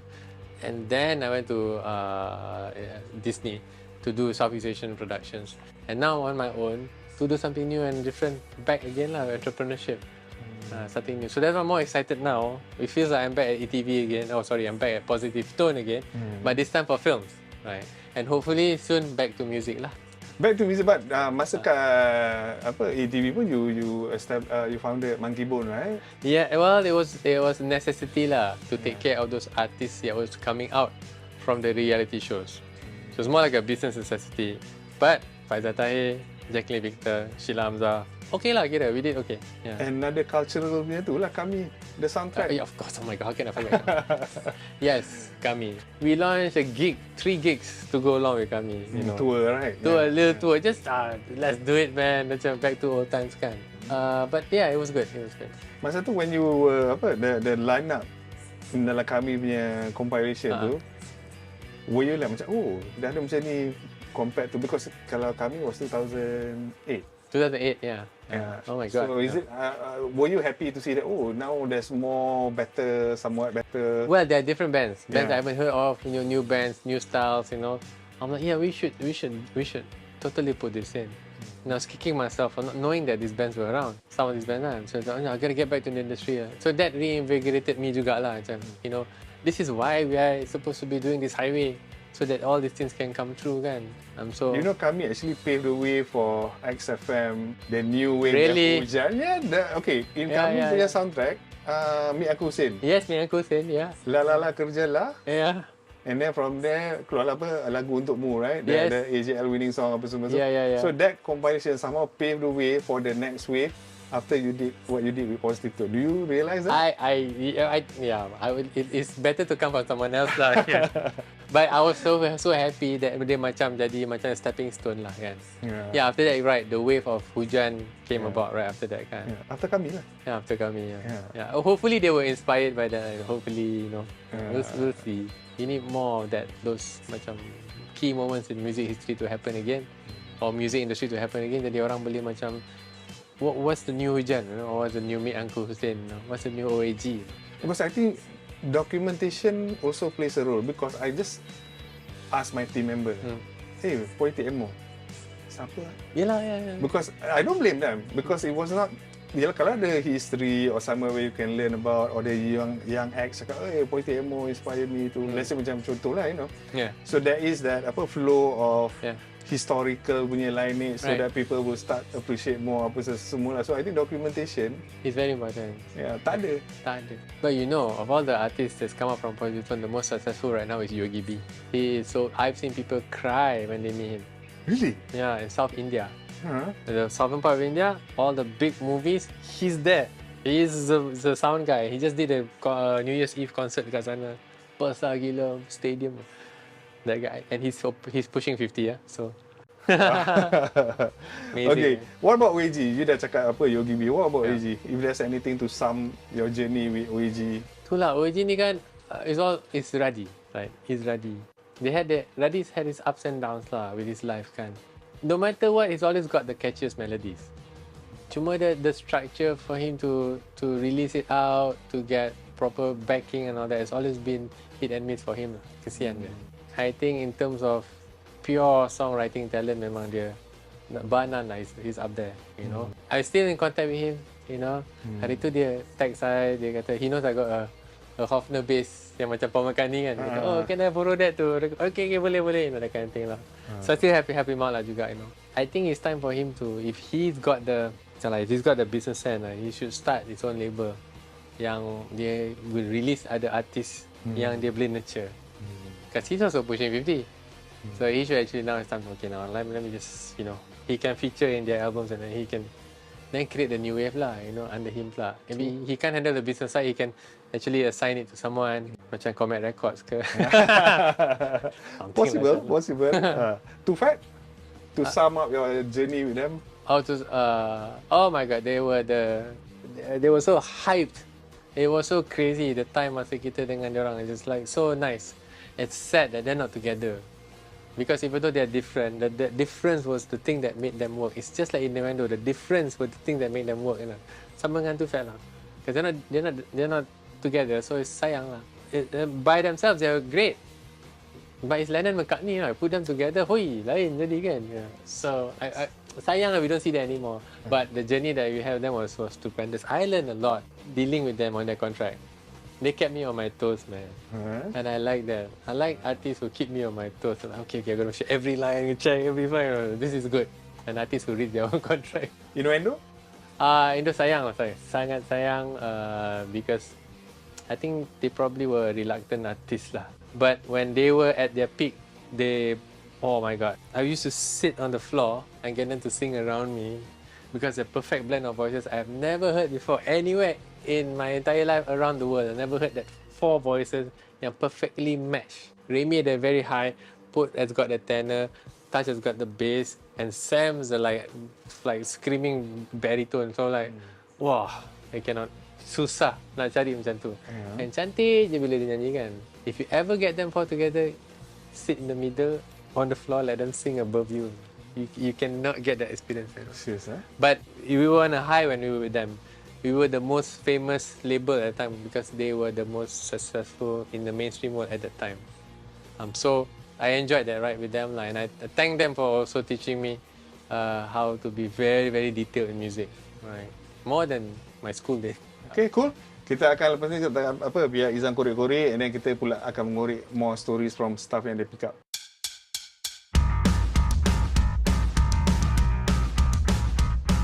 Wah. CD CD or vinyl? Vinyl all the time. Why? Maybe ada orang yang tak tahu. Vinyl sebab dia punya sound goes analog to analog. CD is oh my God. Okay, but CD ni dah jadi 1.0. I mean the digitalized kan. So no matter how fine your resolution is, you still ada yang something's missing. Vinyl there is no digital resolution kan. Maknanya is warm sound. Benda yang your telinga is meant to hear, it will hear lah. Yang ni yelah. The digital dia very structured. Saya rasa kalau macam anjing kan, dia boleh tahu the difference between CD dengan vinyl. Really? This is different sounding. But anyway, this album, I have the vinyl. My in-laws gave it to me. Original pressing? Original pressing. Okay, it's in okay condition. Ada scratches sikit. And then that same year kan, saya pergi AB Fest. Saya tengok the brand new, or not brand new but mint condition. Dia jual 5,500. So I'm like, something. So I told my in-laws, I ain't giving back to you, man. So yeah, Piramli of course. The best song in here to me was Pukul 3 Pagi. Because bila dengar dia punya sound and dia punya mix for what they did at the time kan, dia semua nyanyi dalam satu microphone kan. They had no separation, no remixing, one shot je kan. You dengar dia punya sound, amazing how they did it. You can only get that if you listen to the vinyl. The vinyl. But boleh jugalah kalau CD boleh. But the vinyl macam masuk lah. Together with the scratches and all that, dia akan masuk. Okay. And oh my God, look at this. Oh my goodness, even kami yang buat. So all this, okay, let me see. Okay. First ever album. I have a question this one. Kenapa Ran was not used as the lead singer? Tried to lah, tapi kan we played to the, what you call it, the DJs. Dia kata only you lah catchy. Okay lah, so we listen to the DJs. Because I think Ran is the first of proper Malaysian hip hop track lah. You're right. So then we got our back. I mean, when they released the album, then we did Everything Changes. That was okay lah. Okay. This is good. This is then their gang, OAG, and then this Just Mistress. This one yang menang 6 awards lah. I designed the sticker myself. Really? That's why it's so ugly and yellow. This album was a passion project lah. So Good Inside, who wrote? That is my favourite track. Oh, me and Remy. Itu very sexual, that song. I feel. You listen to the album lah. It's very sexual. Yeah, because So Good Inside tu macam, oh my God. Nama pun So Good Inside, and then the melody, the harmony, macam it gets you in the mood. The opening scene is pakai vocoder. Vocoder tu was Touch and Put fooling around with the vocoder in the studio. And suddenly, sedapnya. So Puri had the opening, and then Remy had this song. I did the music behind it, and then it became So Good Inside lah. Thanks, man. I didn't know that you like R&B like that. Oh, ada. I listen to all. Kejap lagi satu yang tadi. Trick and Tails, Ni the same things that you wanted to do with 1+1 lah. Yeah, exactly the same because we had success here. So we thought let's try this dengan R&B and hip hop lah. So we put all these guys together and then we got like Notius Maximus, Rifa. Rifa to me I think the most underrated rapper around. Embers of Soul, Ferhat pun ada. This was Ferhat punya breakthrough kan? Ferhat punya breakthrough. Yeah, correct. So you think we need more stuff like this, compilation to sample? We need compilation that people know what everybody is doing and then from there they boleh breakthrough lah. I believe so. Wow. This one album cover ni gambar apa sebenarnya? Ini gambar kindergarten si one of my PR executive nama dia Latun. I said, hey, let's use your picture. I said, okay lah, so tak bayar dia royalty. I nak tanya, since you mention Latun, the team masa tu, right? Because I've been to your office masa tu, dia tak rasa macam everyone is working, semua everyone in a gang. Yeah. You know, so how did you get? We try to be in a gang lah. We try to be macam like this is a family kan. So let's have this feeling of family. We all in this together lah. Susah senang bersama kan. So I think it wasn't like work to us lah. Everybody still remembers fondly that they tell me lah that their favorite time of their career was always kat positive lah. So do you think that also play a key role in like shaping of in moving together the label? Yeah. Because everybody's ideas were accepted. Like they want to try this, want to try that. Okay, let's try this, man. Let's try that. Because someone's idea. So nobody's ideas is considered dumb, right? The only dumb ones are the ones that we don't even consider to be an idea. That's a dumb decision. We always get everybody's ideas in, and then decide like, let's go with this one. So yeah. So I think everybody enjoyed freedom, creative expression. Do you think that's the best way to operate when you want to achieve something yang maybe lain sikit from the the masses apa semua? As I said, a great team is one that moves together. Not one lead semua ikut dia. Itu become autocratic. Ni macam everybody in the team believes in it. So when you cocok sikit ke tepi pun, their reply will be the same. We want to do this. It's not like, we follow the boss. We all want to do this. We all want to change the world. Okay lah, let's do it together. Like, listen to your ideas. And I just lead the pack lah. Tapi sebenarnya buat kerja semua diorang. Wow. What a delay. This is the album that changed, I believe, changed the direction of hip-hop in Malaysia lah. Nikmati jualan Ramadan fantastik Lazada ini. Laju lagi. Cakap je lah pergi Lazada. The first song I heard from them, mana? Little Fingers lah. Si Damien ni, dia buat programming pakai PlayStation 1. PS1. I don't know what program he had on it, but he did his arrangements on the PlayStation 1. Can you imagine? So yeah, this is a seminal album lah. Bomo, the song yang that triggered the so-called feud tu. Same label lah tu. I know these guys like, come on guys, come on. I don't need these guys so I don't know. So but I think they both like realize it's more like macam wayang lah. Just gaduh-gaduh lah sikit tapi okay lah. Nothing. Emo knows that it was time for Too Fat at that time. So, okay lah. Then everybody went on their own way. So the fan je lah yang feeling lebih hadapi apa semua dia macam okay lah, you just making fun of it. We make fun of you so lah. Ada nothing like macam, it's not like East and West dekat America kan. Thank God it's not like that. I saw something here that changed my life, which is this album, Rubber Soul. So Rubber Soul ni is zaman when Beatles moved from being the She Loves You pergi ke Sgt. Pepper's. This is the transition album. Many people say this is the best album ever done. Because you tengok lagu-lagu macam ni, In My Life, Norwegian Wood, like not your typical pop song. So dia berani say, we are the Beatles, biggest band in the world, we sell millions, we're gonna come up with a different album than She Loves You or I Want to Hold Your Hand. So kudos to them and everybody should listen to this album. Kalau ada satu album, let's say Too Fat, right? They had four albums, right? Which one is their Rubber Soul to you? The second one, Plan B. Because of Anak Ayam. Because Anak Ayam made the decision to okay, fine, let's leave our true hip hop thing. Let's just add more Malaysian elements to it and change the direction.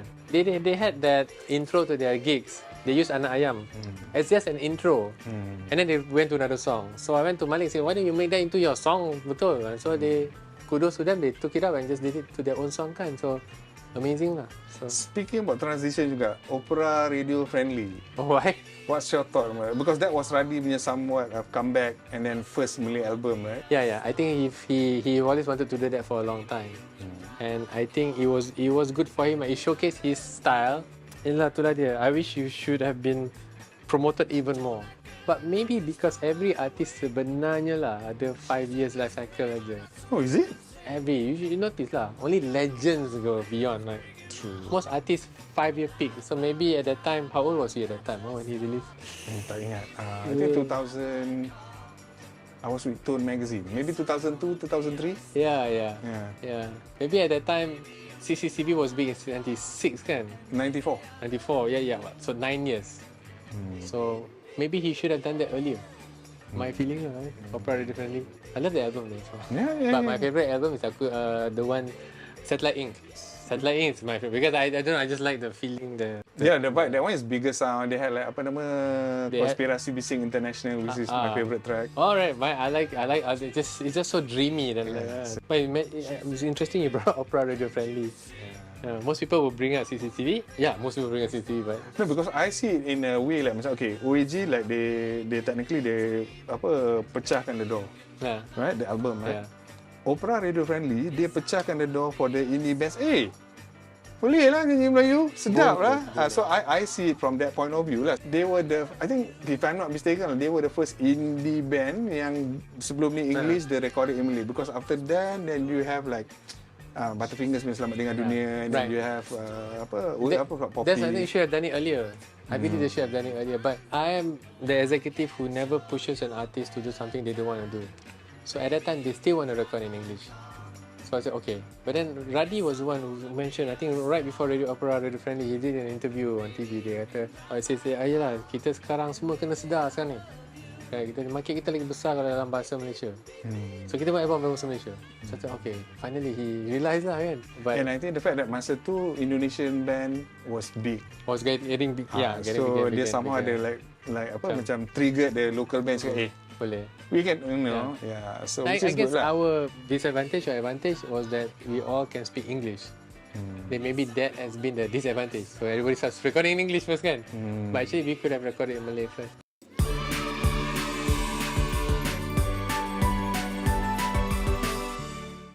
It would be different story lah. Different story. But I think all the artists needed to go through that. Kita record in English and then suddenly boom, everybody does in Malay like OAG to Fat. This guy, I just saw this just now. To me is the most amazing piano player in the world. Fortunately, dia dapat 2 strokes, so he cannot play any. Dia kalau main kan, dalam satu arena tu semua kena senyap tau. You batuk je, dia berhenti dipandang. Wow. They give up cough drops before the performance because they kata, you are here to enjoy my entire musical journey. I'm going to take you from the first note to the last note. You have to faham all the notes. Kalau you batuk ke ambil gambar ke memang nak kena. He once stood up, marah orang. And he got banned. You've seen him live? No, I haven't seen him live, but I saw that video. He got banned from a few cities around the world because he was berate the audience. But when he plays, the way the sonic soundscape that he does, something I've been trying to copy, but memang susah, memang dahsyat. The one before him that this was a guy called Bill Evans. Oh, Bill Evans. So Bill Evans and Keith Jarrett to me was like, I can listen to this and cry, but amazing that you got this album here. 70 kasih discount sikit bro. Boleh just. When I was young, my mom exposed me to disco. Really? And this band.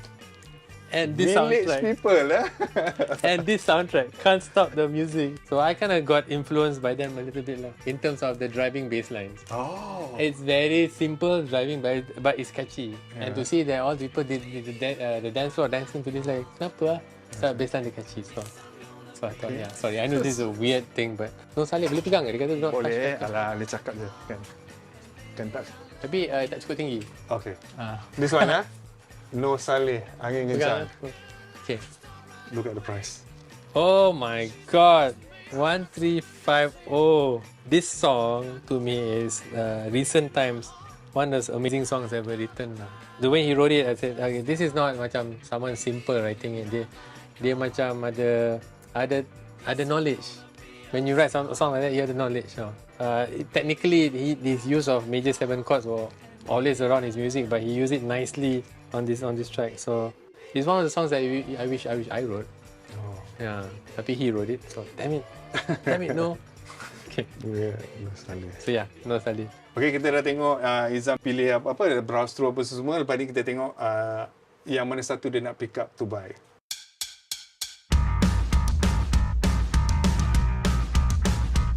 So Izam, which one you're picking? Satu je I'm picking satu ni sebab susah sangat nak dapat yang ni.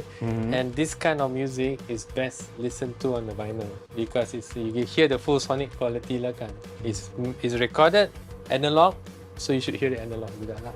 So ni first pressing, ada Warner punya stiker hologram. I guess so, betul ya. Yeah, Warner Atlantic kan. So yeah. So I cannot wait because this is one of his first trio. Keith Jarrett, Charlie Hayden and Paul Motian. So one of his famous trios lah. So, and Josh Avakian is a very famous jazz producer. So okay lah. Ni best ni. Dengar in a rainy day. I'll check it out. Okay. Thank you so much for your time, Izam. No problem. It was a great conversation. Thank you. Good luck with Comet. Thanks. Alright. Okay. Alright. See you guys next episode. Ciao. Terima kasih.